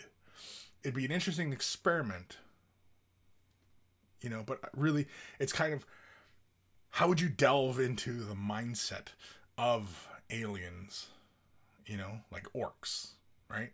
Are they truly kind of simple, and you know what I mean? Or is there something more going on up there? It's just they don't convey it that well, or do they convey it that well, but only orcs pick up on all the nuance, you know what I mean? Like, it really, what it requires, I suppose, is, you know, I don't know what the word I'm looking for here is, because I mean, like, how do you talk about, you know, an alien, right? Like, how do you project outwards like that and encapsulate what that alien thinking. Because could we truly even know what an alien is thinking? Because their thinking would be alien. It's, you know what I mean? They would think entirely different ways, and you know what I mean? So like, would it even be coherent to us? So it's often easier just to tell the stories from humans, space marines, possibly elves, you know what I mean? Like those kind of things, right? Maybe even the evil humans, because they're just humans and they're just bad, right? They're corrupted, and you know, but really like telling the side of chaos in a storyline, right? Really, it should always sound like they're on the side of good, right? And those are always really the great bad guys in movies and in stories, is the bad guy who thinks he's doing good, who thinks he's doing this for the good of himself or the good of, you know, who he's trying to protect. If he's trying to protect somebody, you know what I mean? Like nobody, you know, it's not truly evil. Like, yes, and then all the children will cry tonight. You know what I mean? Like nobody does that. Like no good bad, like no interesting bad guy does that. You know what I mean? He thinks he's trying to protect people when really he's causing more harm through his actions, right? Those are the really interesting bad guys. You know, that, you know, that's really kind of boring, you know? So, yeah. Anyway. But yeah, Alex, yeah, I think just getting lots and lots of the lore. There's so much of it. And even going into previous editions, you know, and getting some of the tidbits from back then. Because I find that with the older lore, there was more mystery in the universe. There was more mystery as to the outcomes of things and what was this, and you know what I mean? And, oh, why did this come to be, and how did this, you know? There was more mystery in the universe, and that added to the darkness and added to the mystery and made it intriguing. Then at some point, I'm not going to name any names, at some point everything started getting explained. And they started explaining everything. And it was at the same point when Blood Angels and Necrons teamed up that it was like, what the F? Like, what? No, come on. Like, don't explain everything away. Leave the mystery there. Because that's what, when we're wargamers and we're getting together and with our wargaming groups, and we're talking about, ooh, what about this? What if this is the possibility? This is why. This is this. You know what I mean? And it's engaging. It engages people. And when you explain everything away, there's no more mystery. And it's like, well, yeah, I mean, like, you know, that's why this is this, and that's why this is this. And didn't you read that? And, you know, F off. Like, no, leave the mystery there. It's like, frick. I'm getting mad now.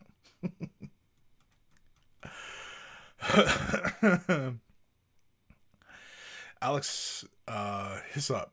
I'm hoping you are well and healthy the way my main spirit guides indicated. All right. Well, I'm feeling well. Yeah, so I hope you're well. Warlander TV, square-based fantasy for life.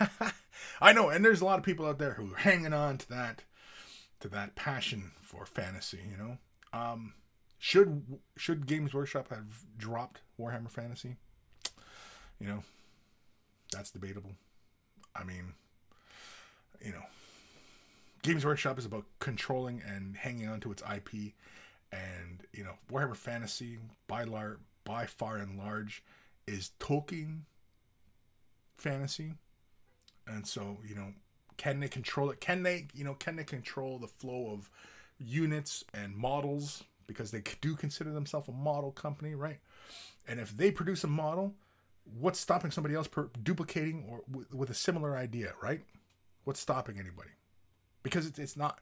Because is it truly Games Workshop's property, right? That whole fantasy, elves and dwarves, and you know what I mean? Like, that's Tolkien's, right? So with the whole Age of Sigmar thing, and they dropped all that and created the Age of Sigmar, which was, and it was, you know, it's a fun thing that the whole world destroyed, and we have the, you know, the realms and, you know, stuff like that, and it's a whole new thing, and in fact I think it's very exciting in a high fantasy type sense that everything is realms, and because now, like, that game, the models they can create is limitless. Like 40K, it's limitless, although, you know, they do limit themselves in 40K as far as creation of stuff, but you know, in Age of Sigmar, they can create anything because it's dimensional type stuff, and crazy ass dimension over here and crazy ass dimension there, and it's like, oh, we're mining the clouds for gold. They're mining clouds for gold. what does that mean? You know, and so, you know, they can do something really fun, and they can create anything. They're free to create whatever. And I think that's fantastic, right? Could you have seen Keratin Overlords in Warhammer Fantasy? Wouldn't have happened. Wouldn't have happened. You know? And now they have it, and we have something. We have brand new, interesting looking models. Some people really dig them, some people not so much. But either way, I think it's fantastic, and I think it's great the way Games Workshop did that. You know, and it's probably why they're stronger now than before, because before they were worried about what other people were going to cut in on their territory. Now, because they control it, they can easily just sue anybody who's making their crap, right? So, you know. Yeah. Anyway. I got to skip some of these things here. Thunder Kitty. Hello. Hello, Thunder Kitty. Ghost Stamina looks at Kris. As far as anime goes, if you ever watch JoJo's Bizarre Adventure, just make sure to start at part 1, not part 3. All right.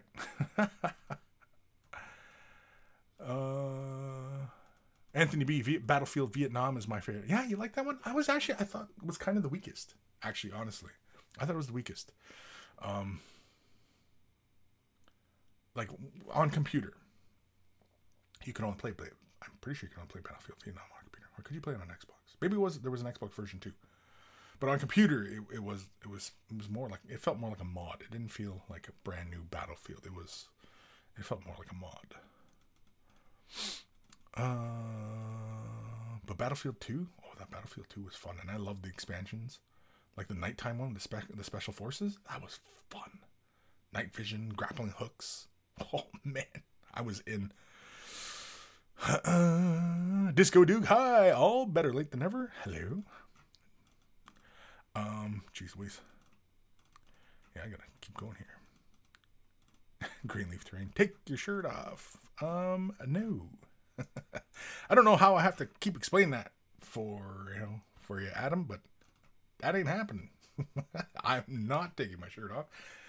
Because first of all, it ain't that kind of show. And second, nobody wants to catch that show. Steve McDemon. I just rinsed my brush in my coffee and then drank it anyway. Like a man. That's funny. That's funny. Vasily. But dwarves were already steampunk in fantasy battles. Yeah, they were. They pretty much were, right? And even Empire had a bit of the steampunk vibe going on already, right? But it was like, when often we talk about steampunk, it's often the Victorian period that we imagine. And Empire and dwarves don't really have that Victorian vibe to them, right? At least I think when we're talking steampunk, because I mean, like, unless of course you're talking maybe, I don't know, another kind of fantasy type steampunk. I don't know. I have no idea. All these freaking genres. Labels. It's all labels. I'm just going to chalk it up to labels. It's all labels. Labels. It's all labels. Jabba's left nut. Kris, blame the millennials. You have to explain everything to them. Otherwise, they don't understand. It's stupid snowflakes that they're ruined everything.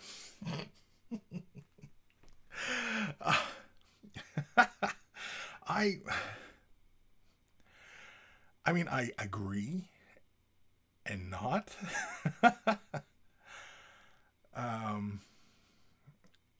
You know, I don't know what it is. I mean, yeah. Still blame the millennials. It always seems that seems like a punchline now. Blame the millennials. I don't know. Alex Hislop.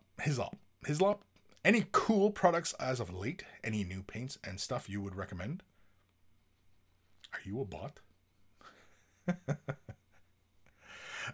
Any cool products? Yeah, Turbodork selling paints. I think it's really cool. Games Workshop putting out new models. You know, what else? There is an emergent paint line that I've not heard of before that I think might be more people will be talking about soon. I can't quite go into it right now, but yeah. What else? Yeah. Any new paints and stuff? Yeah, there's a paint company out there that I've never heard of before, and yeah, I got a feeling that we'll be talking about them more in the future. I think they're just starting to make a new push. But TurboDork is an excellent paint company. They're doing a whack ton of metallics. I highly would recommend them. I enjoy them. They make color shift paints. I have their older labels. But yeah, look at that. Look at that metallic blue. This is Dabba D. Dabba D. It's blue. Dabba D. So, yeah, TurboDork. I like them. They're fun. You can apply by brush or airbrush. It's compatible either way, you know. I mean, once you start getting more into airbrushing and painting as well, you realize that airbrushing paints are the same as the regular paints, just thinner. That's all it is. And once you get into thinner paints, you realize that, you know, you can do whatever. I mean, once you're into like glazing and, you know, stuff like that, yeah, you're like, it's nothing. Greenleaf Terrain, I do after hours. Gross. Ben Ellis 321 emails. Oh crap! Bet that Kris repeats that. Oh crap! I will repeat that. Oh crap! Why every time we had here? Holy crap! Holy crap! Ah, it's holy crap! I said. George Hintz over on Twitch. Talk to you later. This flu is kicking my butt. Have a good day, good week. Later, George. Hopefully you feel better. I know at your age, getting a flu at your age is, you know, can be kind of tricky. George. I'm just teasing George. I hopefully get better, buddy. He's probably like, son of a bitch. Yeah, okay, so yeah, we're caught up in comments here. Yeah. Alex Islop. What cool miniatures would you recommend painting on at first? Whatever appeals to you. So like I said, if you're into sci-fi stuff, look for a sci-fi kind of model. If you're into fantasy, Lord of the Rings, dragons, and elves, maybe look for one of those kind of kits. There are many different kind of models out there. If you're not sure what kind of models to look for, type it, you know, Google, type it in. Dragons, elves, spaceships, you know, aliens. And just start exploring from there. And, you know, if you want to go with more popular type of companies like Games Workshop, who pretty much are the biggest model producer, peruse their collection. They have both sci-fi and high fantasy. I don't know. It's fantasy, but it's not fantasy. I mean, it's new. It's new. It's like, it's swords and shields, or blasters and laser guns, right? It's whatever kind of flavor you like, Alex. It's whatever flavor you're into. It's what do you envision? What do you fantasize about when you're daydreaming? And, you know, what's where do you picture yourself in these universes? You know, do you picture something dark and grim? Do you picture it kind of, you know, bright and benevolent? Or, you know, do you picture, you know, volcanoes and, you know, swamps and, you know, just whatever, right? I think you get the point, as long as you're not a bot.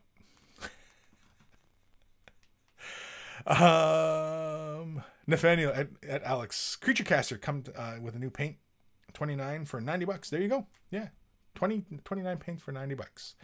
According to Vince Ventrilla, there are the new hot stuff. I get Vallejo and Army Painter sets for the same money. Yeah, there you go. Yeah, sure, why not, right? I mean, when looking at paint lines, look what's available to you, what's close by, what your local hobby store collects and sells, what they would recommend. You know, at this early phase in your painting hobby time, you're not going to be able to tell the difference between this paint or that. You know what I mean? People say, oh no, don't get that paint line. It's, you know, no, blah, blah. It's subjective. It's completely subjective. You know, I mean, there are really only two big differences in paint lines. Whether they're a thicker body, heavy bodied paint, which means they're a little bit thicker and greasier. Citadel falls within this category. Or thinner body paints like Scale 75 or Vallejo. right? They fall within this category of thinner body. They flow thinly, and you know they're more liquidy, right? Whereas Citadel flows a little thicker. It's kind of like not quite melted butter, right? It's kind of thicker like that. It can be drawn out very thinly, but you know, it's when you initially draw a dollop on it, and you know what I mean, like, you know, it's thicker when you can lay it onto your palette and lift it up, and you can create that little peak, and then to slowly creep back down, right? You can kind of do that. Whereas, like, you know, Scale Saint 5 and Vallejo, you know, you put it on the palette and it'll just spread out as far as it can go, as far as surface tension will allow, really. But anyway, those are really the two big qualifiers. Does that mean it's a good paint or bad paint? No, doesn't mean it. It's the quality of the paint. It's just the quality as far as the characteristic is concerned. That's it. You know, good paint and bad paint. All paint lines have their pluses and minuses. You know, I have yet to see, you know, oh, even paint containers. Some people will say, well, paint pots suck. Dropper style, better. Sure, but dropper style only supports, you know, thinner body paints. Whereas a paint pot, it can be thinner or it can be thicker, right? You know, dropper style does have an advantage. You can, you know, when it's a thinner body paint, that it can be, you know, dropped onto your palette in consistent batches, and it helps when you are creating mixes. But when you're brand new to this hobby, you're not likely to be doing a lot of color mixing. That comes with experience and trial and error and, you know, things of that nature. So, you know, again, it's just experience. It's all experience, you know, and you can be told a bunch of information, but until you actually sit down, have a paintbrush in your hand and painting a model and applying paint to that model, until you're to that point, everything else is just going to be white noise. This is, you know, oh, do this, do this, do this, do this, don't do this, don't do this, do this, don't do this. You know what I mean? But until you actually start doing it, and then all of a sudden will start to make sense on what those people were telling you. Because until you do that, all that stuff, it's not going to make any sense, you know? And you're going to sit there and be confused from all the information. So, you know, now I have been working on a brand new series for Mini Wargaming called the Painting Academy. And it is geared towards people who are brand new to this hobby, brand spanking new. And so you may fall within this category. So I highly would recommend it. It's not complete. I haven't finished it, but we have been posting it for our Vault members to sample, essentially. Not sample, that's the wrong term. But get early access to the videos. But really, it's intended to be, the whole series of videos is intended to be one big thing, bang. You know what I mean? So we've been kind of trickling it out right now, just so Vault members are getting to view this and getting the vibe of it. But really, it's intended for brand new people. Here it is. This is what is going to help you as a brand new person. Done. That's it. Right? So, anywho, just skipping a couple more comments here. Blah blah blah blah blah blah blah blah blah blah.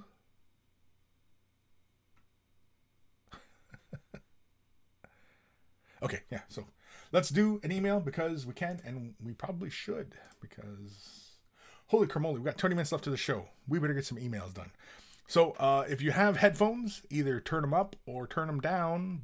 But here it comes. Let's do this one. Email time. Email time.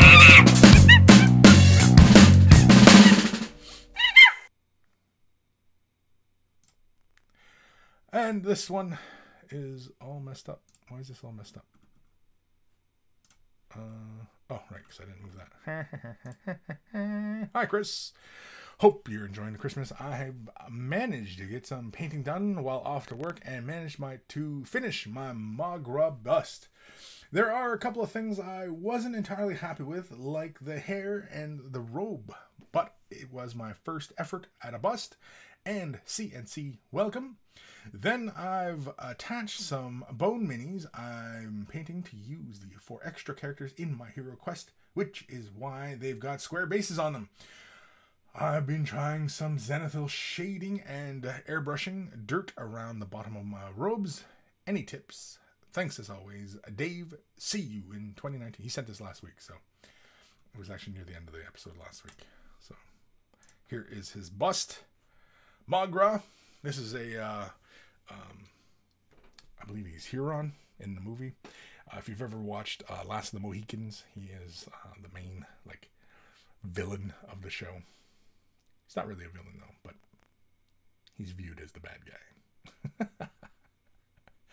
But anywho, I like what he's done with the skin.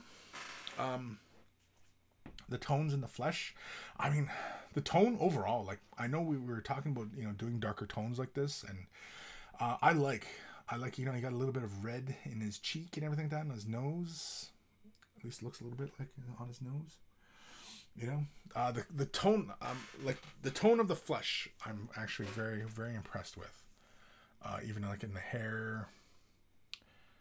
Yeah, I think it's really good. His the cloth on his shoulder, the blue. I think a tighter gradient could have been achieved, possibly.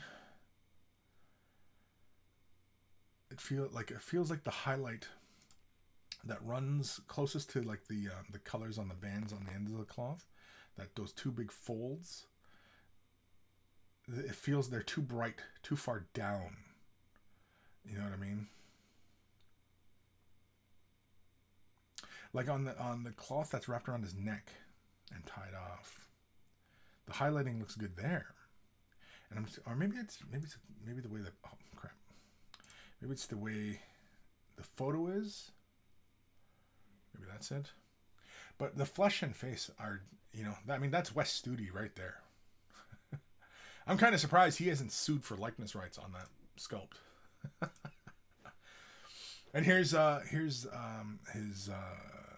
bones minis for Hero Quest. A little dwarf and a little duder holding a lantern.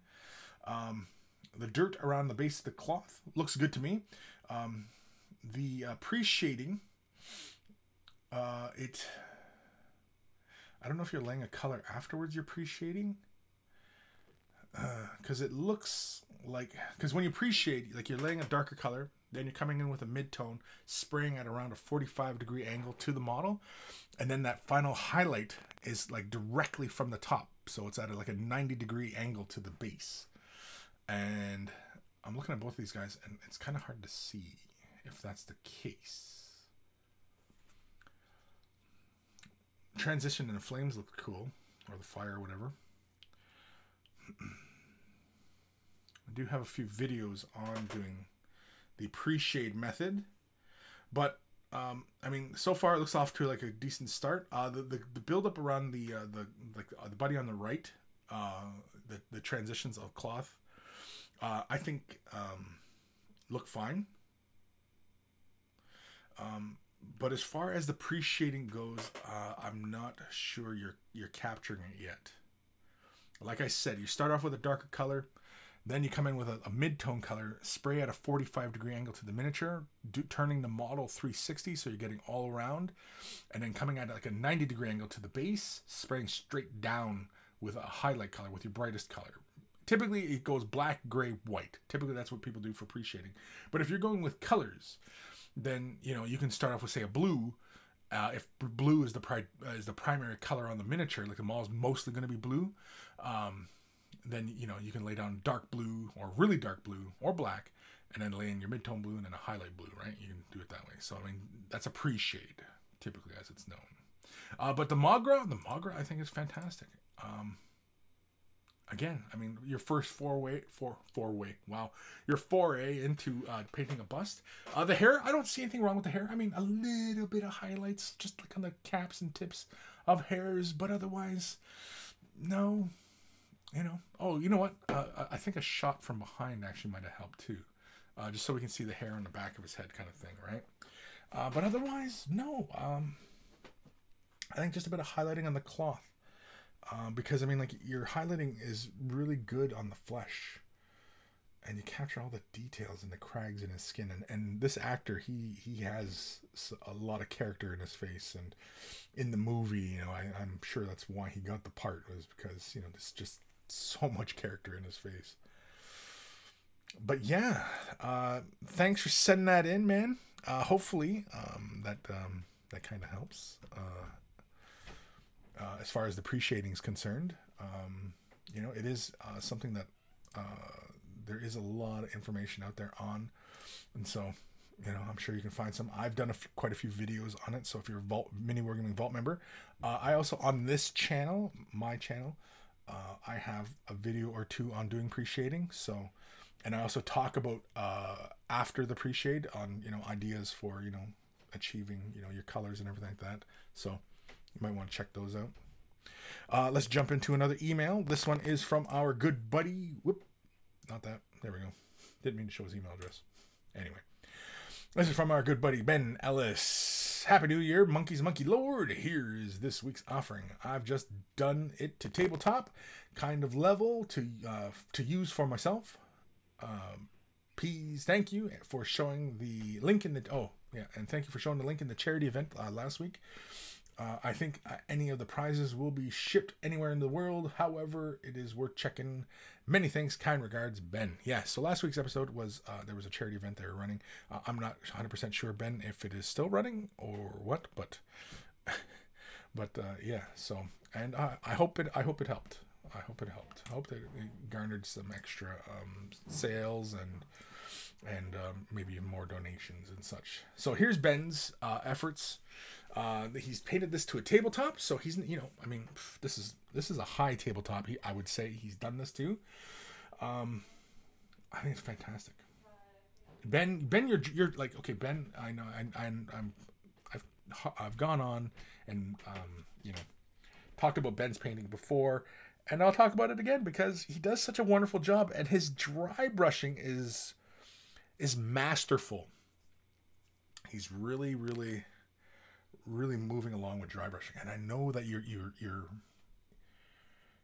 really happy with a lot of your results. I know you are, and I think you're ready to start elevating your painting, glazing, blends, feathering. You know, I would highly recommend, Ben, giving it a try. Just finding a spare model from your collection, a throwaway model, and just try some blending techniques. And, you know, because I know you could easily begin to master those. You would quickly master those because you're dry brushing, like, because dry brushing is a real art in subtlety, keeping a very light hand.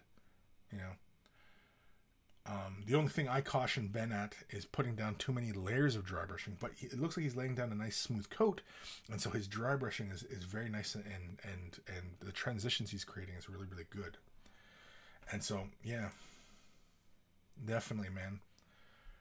Because I mean, like, like anybody looking at this, obviously, like Ben's dry brushing, and this is mostly dry brush because that's the way Ben works mostly. Sorry, I'm stopping another sneeze.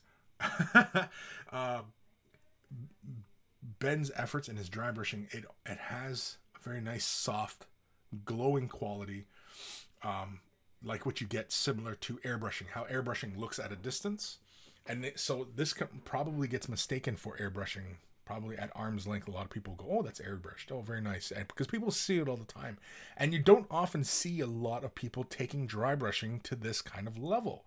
And that's why I always applaud Ben for his efforts, because Ben is really adept at dry brushing. And I mean, there's nothing wrong with dry brushing. I mean, like, people poo-poo on dry brushing all the time, and I'm not sure why. They're ignorant as far as I'm concerned. They don't realize. And yeah, excellent work, Ben. Excellent. Yeah. Like the transition on that axe, the blade, that looks fantastic to me. And, like, you know, I'm sure in person that it looks even better, right? Camera, you know, it kind of shows the imperfections a lot more, but I'm sure in person this is fabulous. It's fabulous. And so, yeah, Really great work, Ben. Awesome. I honestly, I have the only thing I would recommend, Ben, is to begin trying your hand at glazing, feathering, creating blends in that fashion. That might even elevate your dry brushing, because I know, like, personally, what I like to do sometimes is do a quick 2-brush blend on a model. Like, for example, say fur, a quick 2-brush blend. Like, say I'm doing with Space Wolf Cloak, and so I'm using a dark brown and a light brown, and I'll create that initial blend, and then I'll use the lighter brown at, say, like nearer the paws, and I'll blend that up really fast, and I'll do all that really quick, and then I'll hit it with a light dry brush. You know what I mean? And so that's because when you're painting, you're not limiting yourself to one particular technique, right? That's a shortcut to thinking. If you know what I mean, like, if all your highlights are only ever applied by dry brushing. Dry brushing has its place, and Ben here is showing it to excellent example. But it's not the end all be all of painting. There are other techniques that can achieve results that maybe you want to achieve in fewer time and in fewer strokes and in fewer layers, if you catch my meaning, right? So yeah, so really fantastic work, Ben. Thanks for sending that in. Honestly, I honestly don't have anything. I mean, from what I'm seeing from your work, Ben, and you know, like I said, like I go on about this all the time. You know, I think you're ready to start adding more things to your repertoire. And in fact, if you really want me to start really kind of being critical, yeah, I would highly recommend, you know, because your dry brushing, I mean, is really great. You know, your chalkiness, you know, is very, very minimal. And like I said, probably in person, these models, like, because the eye automatically blends those colors. It's kind of like pointillism, right? The eye blends those colors, and so you see that transition with the eye, but then when you photograph it, you see the texture and everything that's there. And so, yeah, I'm just saying, I think you're ready, buddy. I think you're ready. Start experimenting with other things. Time to move on. Time to elevate. Time to evolve, right? Where am I in the comments? Dark Commission GW won't turn dropper bottles as their paint pots are 5 millimeters smaller than other paint lines. Who would buy a smaller dropper bottle or pay for the premium price if they went up in milliliters? True. Very true. I think that's there's some truth to that. Go Starry Deluxe. Way of the Brush, episode 234, my first four-way. Oh, that takes me back. Somebody was asking what scale is that bust? The bust of Magra. And that was 1 to 9. 1 to 9 scale. So it's 70 millimeters high. 7 centimeters. Ben Ellis, Kris, the charity event ends on the 14th, he thinks. So very soon. So there's about 9 days. 9 days. I had to look at the date. I didn't know what the date was. So 9 days, he thinks. So if you are curious about the event that we're talking about, it's a charity event for kids. It's a children's hospital in the UK. You know, and you want to help out. I mean, why wouldn't you want to help out? For God's sakes, why wouldn't you want to help out? What kind of monster are you? Links are in the last episode. I put it in the description, and I talked about it, you know, and of course, Ben is a full supporter, and I believe there was another person who commented on that video. Can't remember now. Sorry. Whoever was the commenter. I hoped it helped, and, you know, I remember a year or so ago, another person asked me about donating to a charity, and I fully wanted to and intended to. I just never got around to getting a project done to donate. And, you know, I honestly, Ben, I think if you guys are going to, something you're going to, like this, you're going to do next year, you know, remind me months in advance. Or maybe I'll just pick something that I have in my collection that's, you know, just kind of throw away. Not kind of throw away, but I mean, you know what I mean? Like a one-off piece that I've done that maybe I can donate or something like that. Because, yeah, I think I probably could have donated something, for God's sakes, you know. So, again, you know. Anywho. Ben Ellis, thank you. Yeah, no problem, buddy. But again, like I said, though, I think... Disco Duke says it's 90 millimeters, sorry. It's 90 millimeters. It's a 1 to 9 scale. correction. So, yeah, Ben. Or anybody else out there for that matter, you know, if you're doing these kind of charity events, you know, and you want to draw like some extra exposure, I do whatever I can to help the kids or help whatever the event is, I suppose. Yeah, more than happy most times if I've got time, but most times I'm more than happy. Again, I mean, like, you know, it's for a good cause and it's good karma, you know. Forgot what I was doing. Another email. Time we got here. Holy man, we got 4 minutes left of the show. Is that serious? Is that right? 4 minutes left of the show. Man, we got 4 minutes left of the show. I guess we're running overtime. We're going into overtime here pretty soon. Unless I can do a couple emails really fast. So here we go. Let's do another email. Let's do another jingle. Let's do this classic. If you got headphones, turn them on. Turn them on. Yeah, well, turn them on. Otherwise, you've been watching me just flap my gums here. Turn your headphones up or down because here it comes. Email time. It's email time.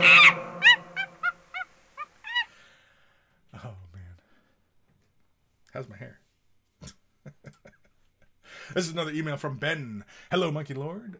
Monkeys and Monkey Lord. Here is the converted captain for my homebrew chapter. Using standard mini marine rules with magnetized backpack and jump pack. This one is for my own use and seems okay, but at arm's length kind of standard. So he's going for tabletop again. No problem. Nothing wrong with tabletop. I mean, most of the time I realize most of you guys are just painting your models for gaming. I mean, like, I know a lot of you guys, you know, aren't painting for, you know, display or competition type standards. I mean, you know, a lot of you guys who are looking for help, you just want to get your armies done, right?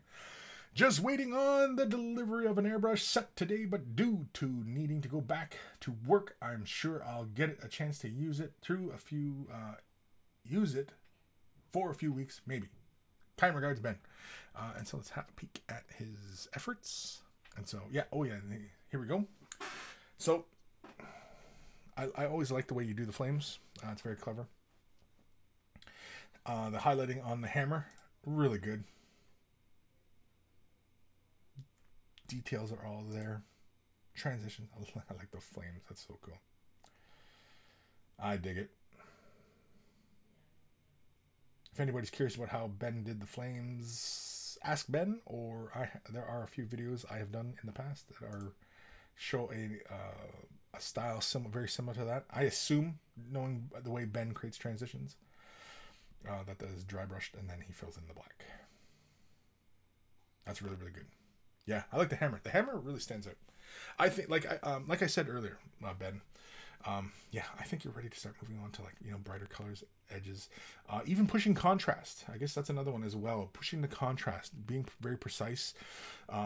Like, for example, like on the edges of the hammer, you have like the brighter edge. I think like the little cloths that dangle from his chest, the blue cloths there. I think going to a brighter blue in those points, a deeper red on the edges of the cloak, you know, and the cowl around his head. The gold, pushing the gold to a bit brighter. The gold always seems to be like, we'll go back to this first picture here. The gold seems like you're using matte, because I don't know, maybe it's the pictures, but it feels like there's not a lot of luster in the metallic. And you know, if you're gonna do metallics, I often like to keep the luster of the metallics, keep that shininess, because it often contrasts really nicely, especially a model like this where you're going to do the armor in a matte and having that shiny gold along the trim and his halo and, you know, the weapons and, you know, I mean, just those kind of things creates a nice visual contrast. And especially if you're doing it for tabletop, where, you know, you're painting to appeal to the eye, I think you really should take advantage of also that the perception in the surface as well, you know, being a gloss or matte surface, or even satin for that matter, you know, playing with those as well as what you're looking for as far as tabletop is concerned. In photographs, often matte, you know, often looks really great in photos because, you know, the light, it doesn't bounce a lot of the light, you know, whereas a gloss surface in photos just kind of, you know, looks a bit messed, right? So yeah. But yeah, Ben, Chris's guess is right. Yeah. Dr. Z, does Ben release your information on those flames? Yeah, definitely. I mean, bug Ben. I mean, I've shown in quite a few quick tips. Oops, wrong thing. I've shown in quite a few quick tips on how to do that effect. But yeah, feel free to bug Ben. Feel free to bug Ben. Bug Ben. Bug Ben. Bug Ben. What time are we at here? Holy moly, we're 1 minute past, so let's hurry up and get another email done. This one is from our good buddy, Lord Krabby. So what's up, Monkey King and the monkeys? Took my time with this one. Magnus Calgar, for those who don't know. Seriously though, Marnius was fun to paint. I hope that they make more of these for other Space Marine chapters. I would too. I would love to see a Pedro Cantor in, Primaris or even Gravis type form. Oh, Gravis type form would be freaking cool. But stay with how Pedro looked before. But anyway, I digress. I would love for them to have a Great Khan model.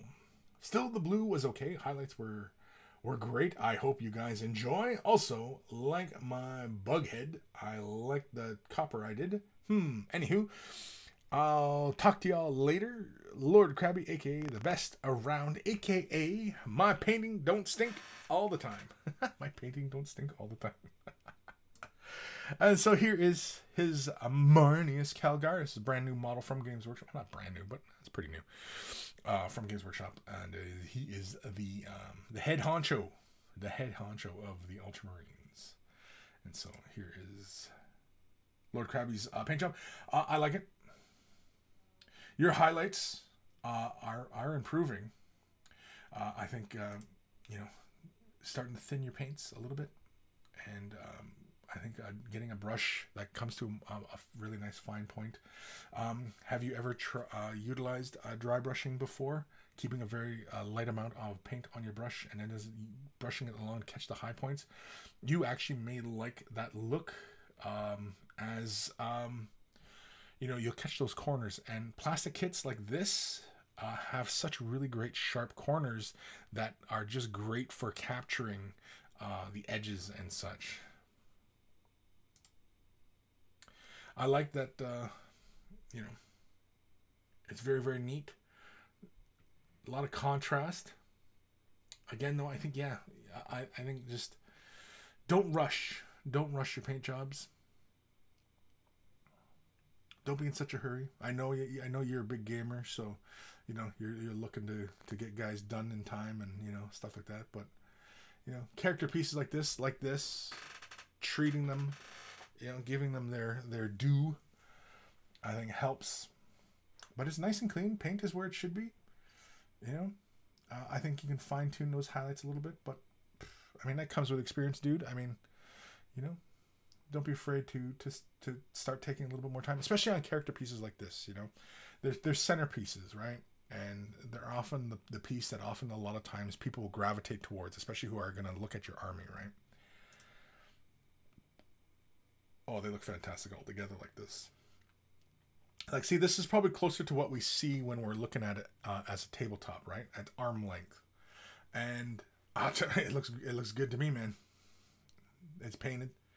It's more than I can say for my army, or most of my army.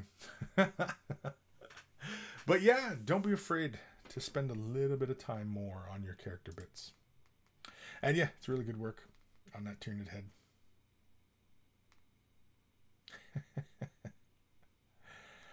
Yes, so very good work. What's your name again? Lord Krabby. I know, rude, right? It's like, hey, what the frick? But yes, so thank you for sending that in. Awesome stuff. And again, yeah, I mean, when you're doing those layered like those layered highlights along with points, I would recommend probably pushing that mid-tone color that you created on there.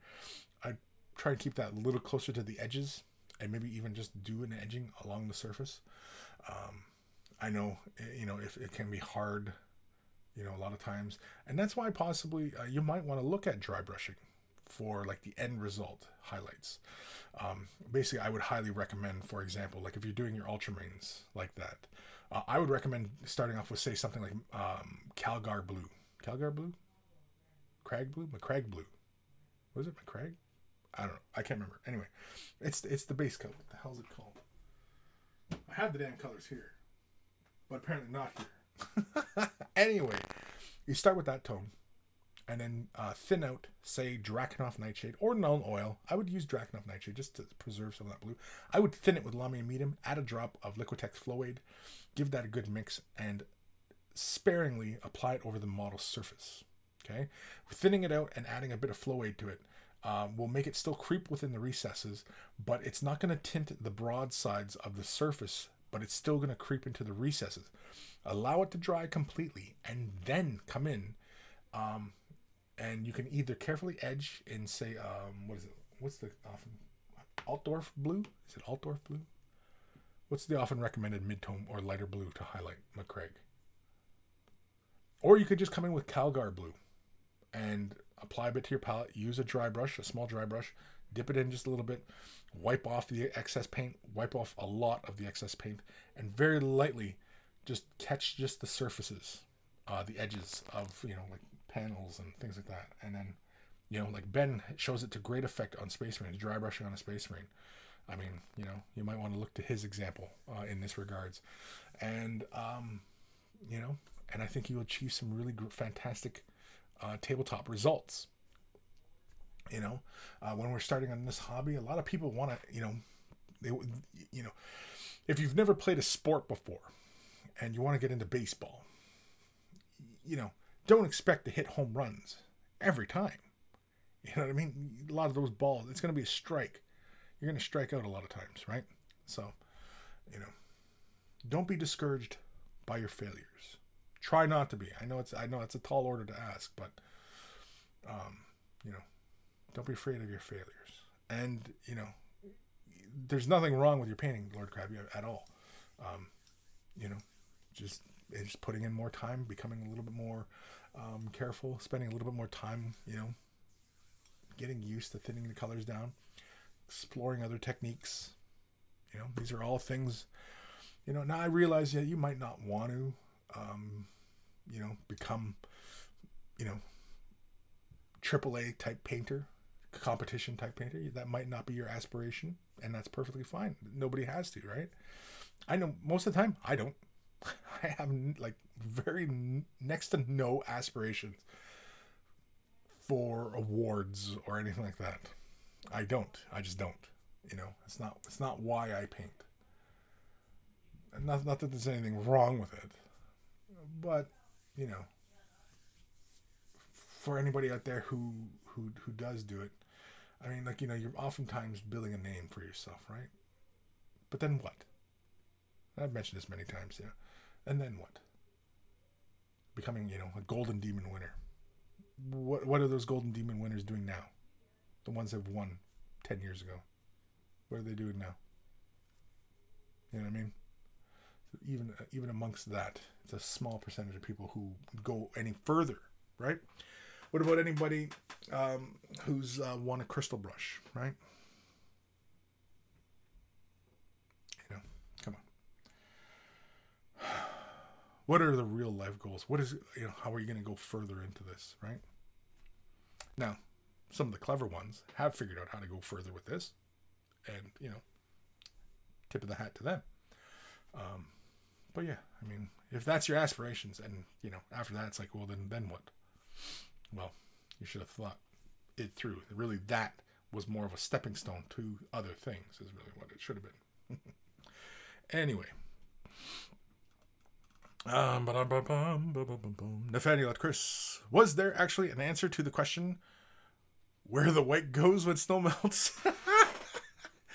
Yeah, there was. There was an answer. I asked a couple of episodes ago, not serious, but I asked the question, where does the white go when snow melts?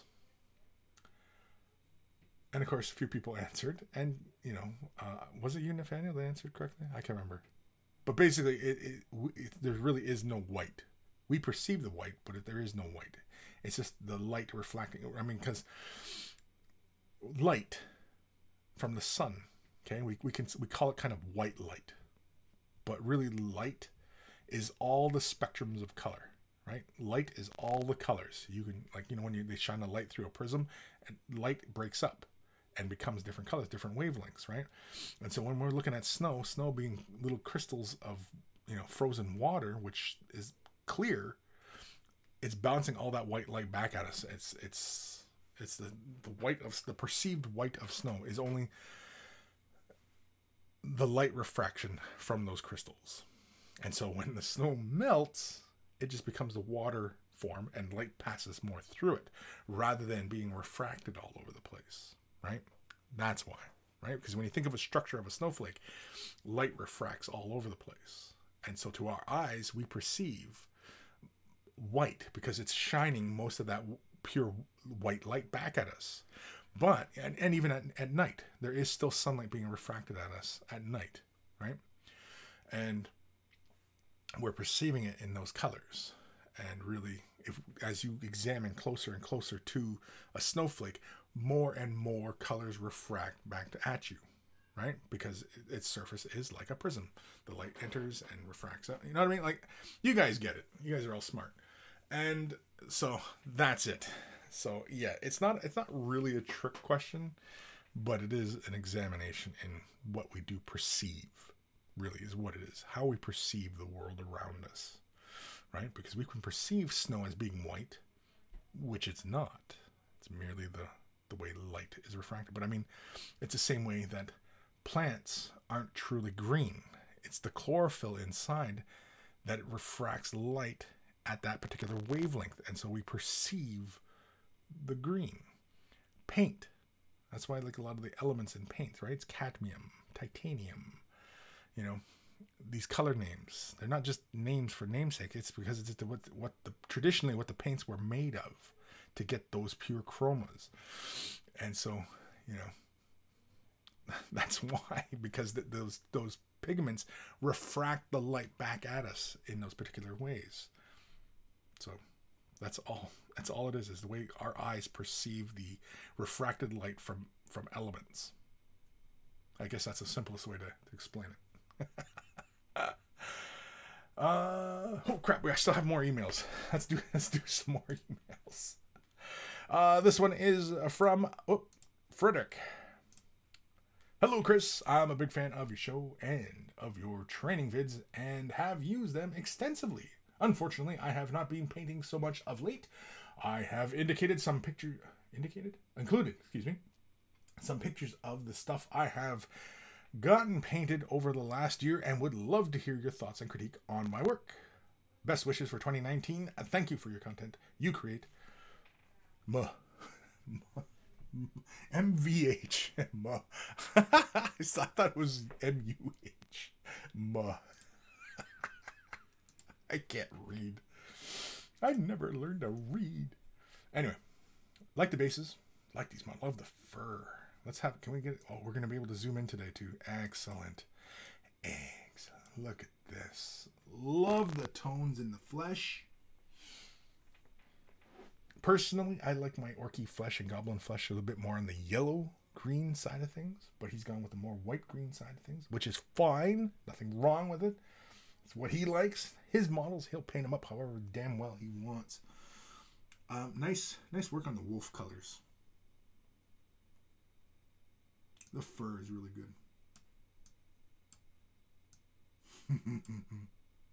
I like the shields. I think the designs on the shields, could be a little bit bolder. You know what I mean? The color be a little bit more vibrant, a bit stronger background maybe. I realize it's probably your clan colors or what have you, but I don't know. Feels a bit desaturating, considering that how much contrast you have in the flesh and in the wolf. Even the bases have nice contrast. And the shields, I kind of wish that red was a bit more saturated or a bit brighter. The background not quite as light. Like I'm sure somebody, because like somebody who's probably colorblind probably could not perceive those designs.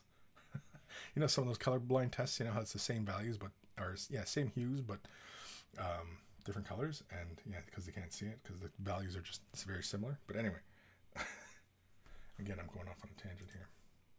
Oh, wow, look at this. Really nice work on the transitions on the horns. Look at the bass. It's fun. Really nice work, man. Nice and clean. I like the transitions. The color palette is very interesting to me. It feels like feels a bit old school. It was entirely kind of browns. Kind of, it's almost like, you know, like a photograph that is a lot of sepia in it. You know, you got like those sepia type photographs. It feels very warm. Don't get me wrong, that's fantastic. I like it. I think a little stronger highlights on the bases. You know, like you've done this tile work on all the bases. I think maybe it would become too much of a.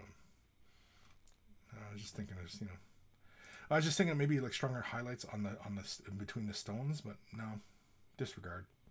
I think it's fine. Because you have like really good contrast going on a lot of parts. You know, the Cannon crew, I like the red of their shirts. Front view.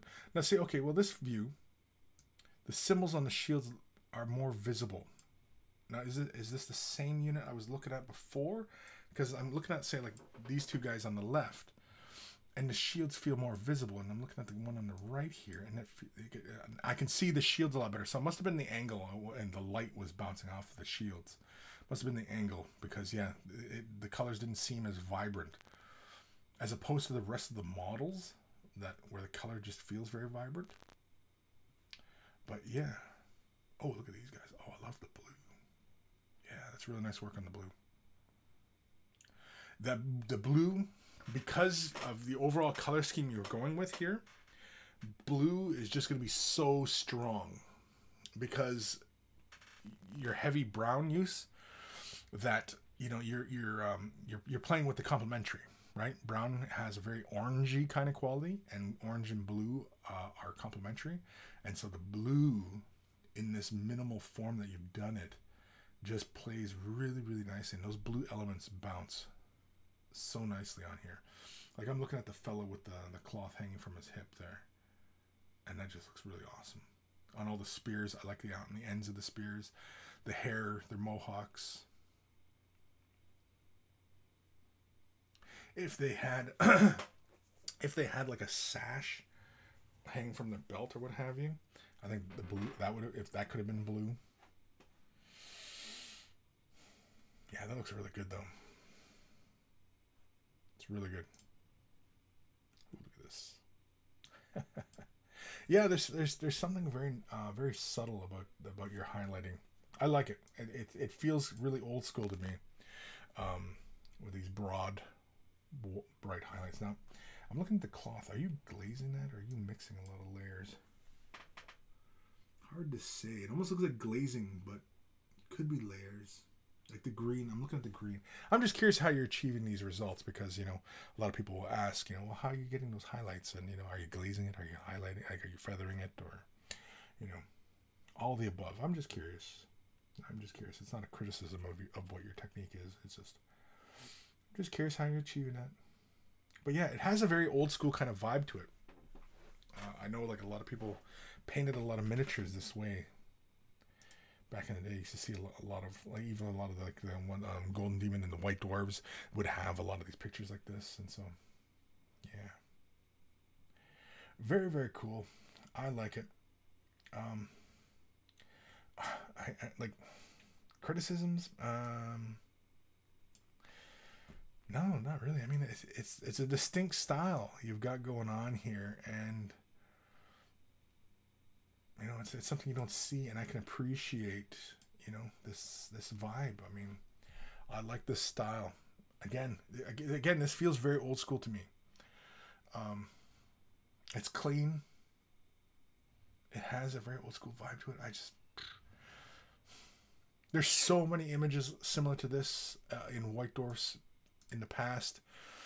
And yeah, I like it. I dig it. I honestly, I mean, anything that I would comment on would be nitpicky at best, you know. So yeah, what time are we at here? Holy moly. Okay, let's try and end this here in the next few minutes. We are going to do one last email here. This is our good buddy, Vasily Shimko, a.k.a. Basil. Or Astro Basil. Astro Basil? Astro Basil? Hansel. Hansel.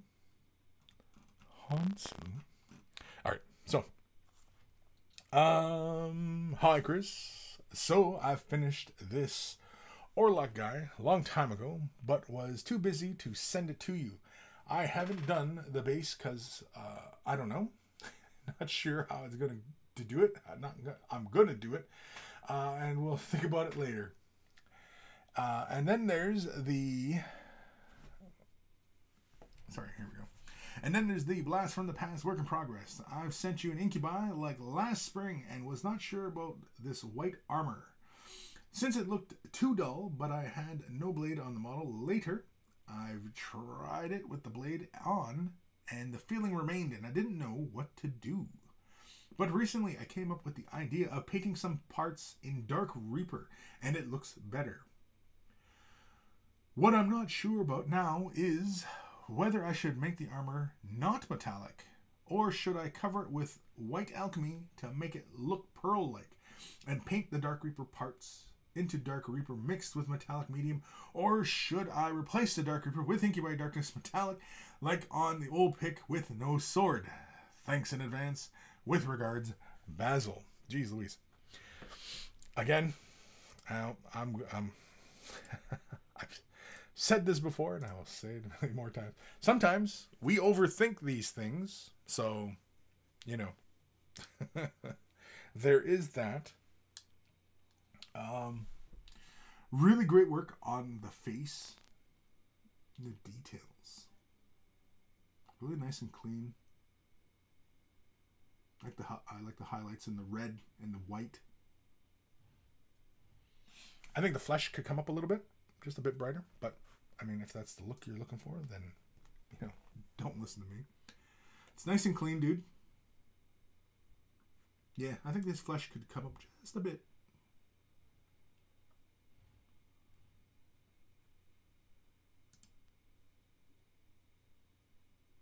Yeah, I think it's maybe it's the white balance of the camera because I like that the background the white of the background here looks dark as opposed to here, right?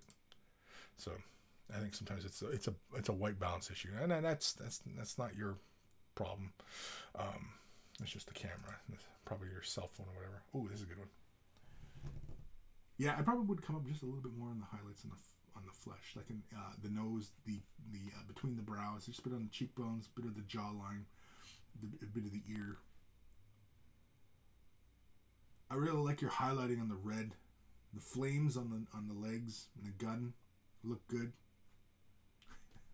Looks very bikerish. I like it.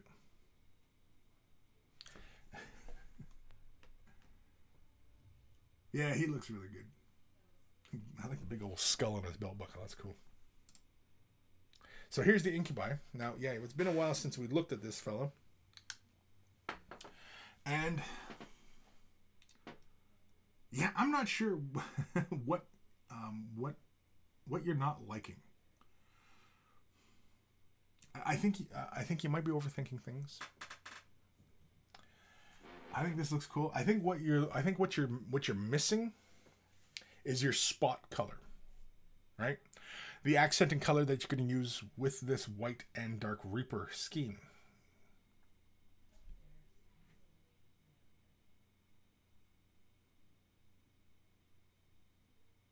Sorry, I'm thinking.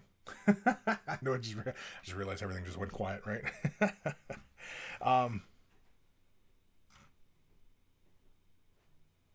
Yeah, I think like a reddy orange, red orange, or even deep red.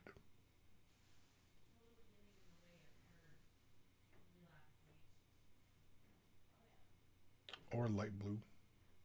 Light blue would look cool. Like if his eye in his eye sockets and stuff. His gemstones. But either way, Yeah, I'm not sure what you're not happy with, man. Because I mean, this model is coming along nicely, and I get the feeling that you're overthinking things. Just do it. Um, I like the Ink by Darkness. I like the white. I'm yeah. I like all the aspects of it. I mean, it all looks really cool. So I'm not entirely sure exactly what you're not liking. I realize that, yeah.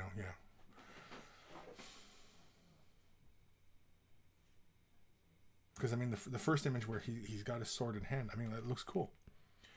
Um,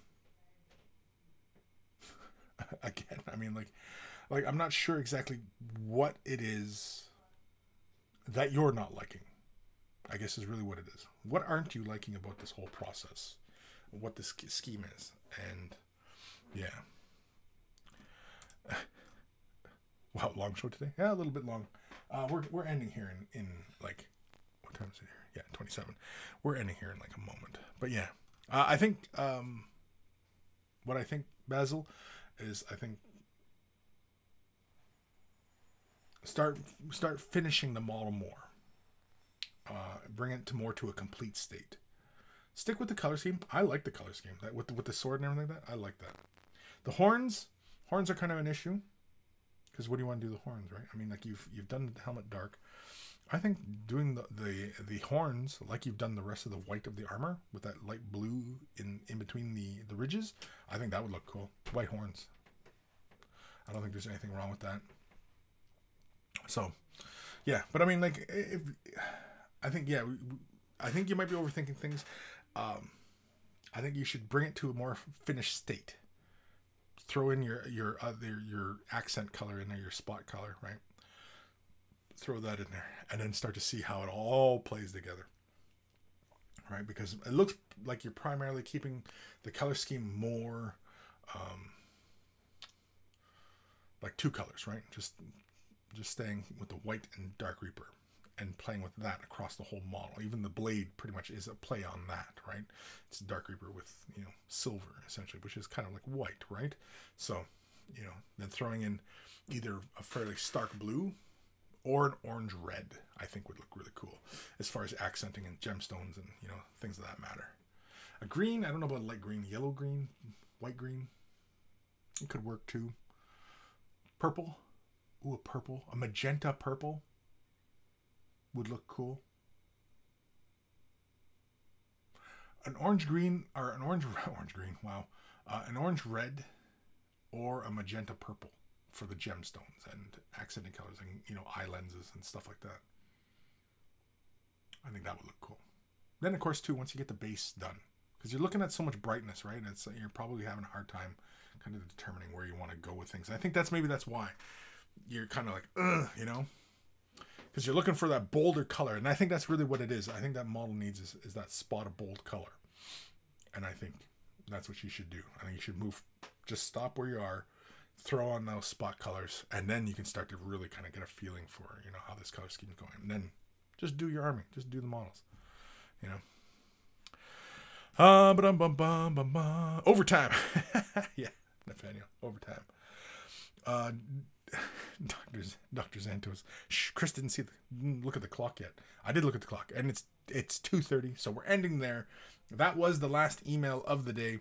So if you want to have your questions, if you're watching this after the fact and you want your questions answered, send your emails to kris@miniwargaming.com. Of course, if you're attending live, you can always ask your questions live, and I'll try to get to your questions. Just, always try to add it, at Kris or whatever. And if you're watching on Twitch or YouTube, I usually see the comments.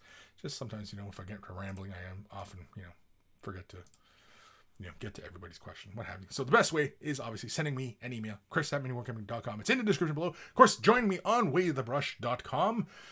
It's the central hub of all this silliness. It has links to the social medias, the Instagrams, Twitter, stuff like that. I usually post Twitter, so follow me on Twitter if you want updates on shows, because sometimes I do other live shows or other videos and stuff like that. So I do always try and post on Twitter. Twitter is kind of like my little message blast type of thing, right? So yeah, I do that. Instagram, I just, whatever, I'm working on goofy things, so yeah, social medias.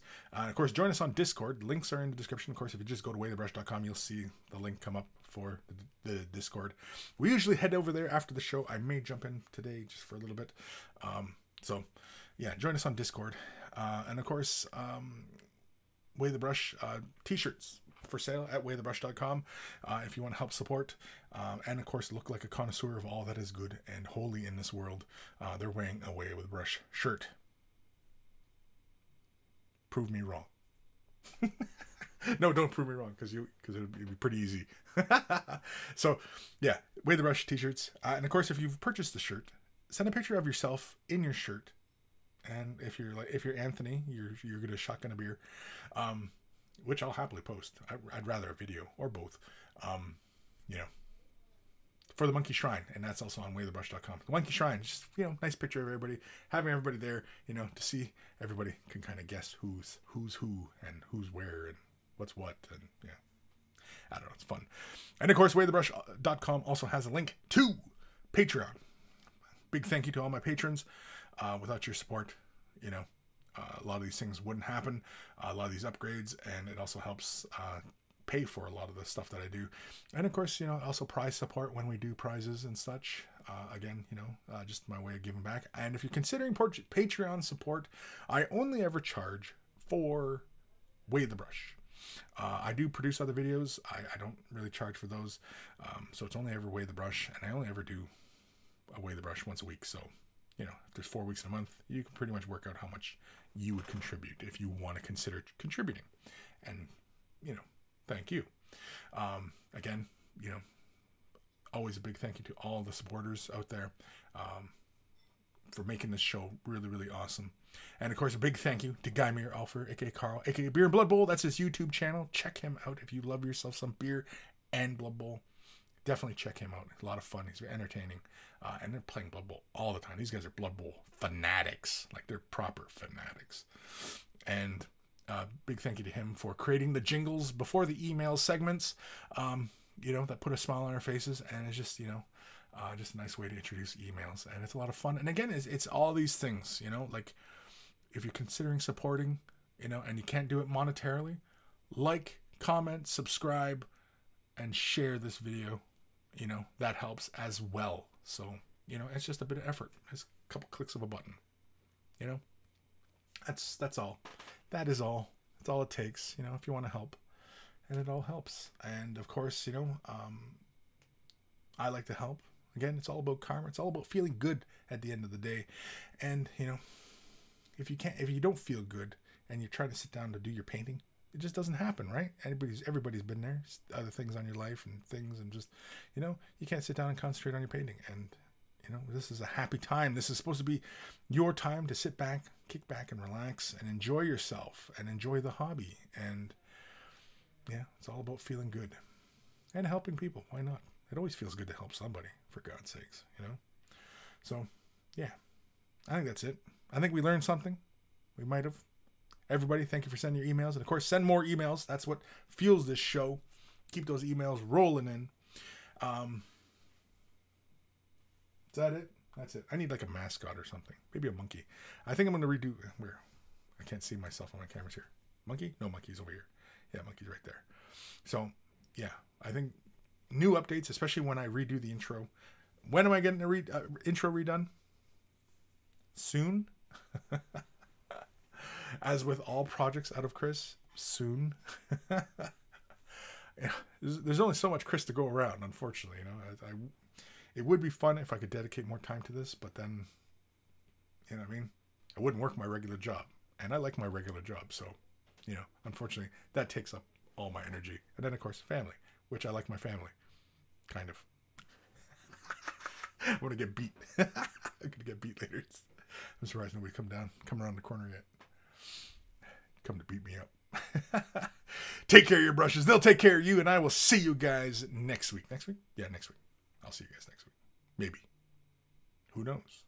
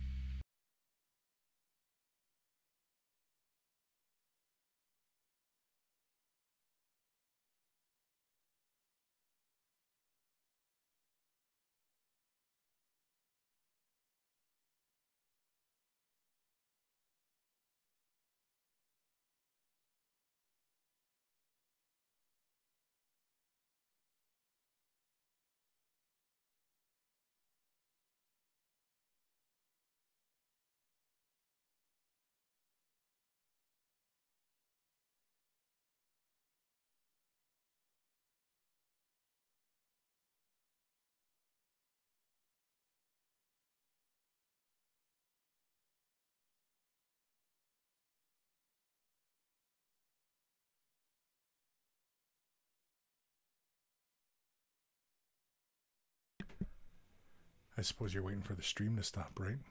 Well, it's not. It's going to go. I'm just going to leave it on. Just stream all day long. It'll be the 24-hour episode of Way the Brush. Not. Okay, go do something else. Be productive. Get some models painted.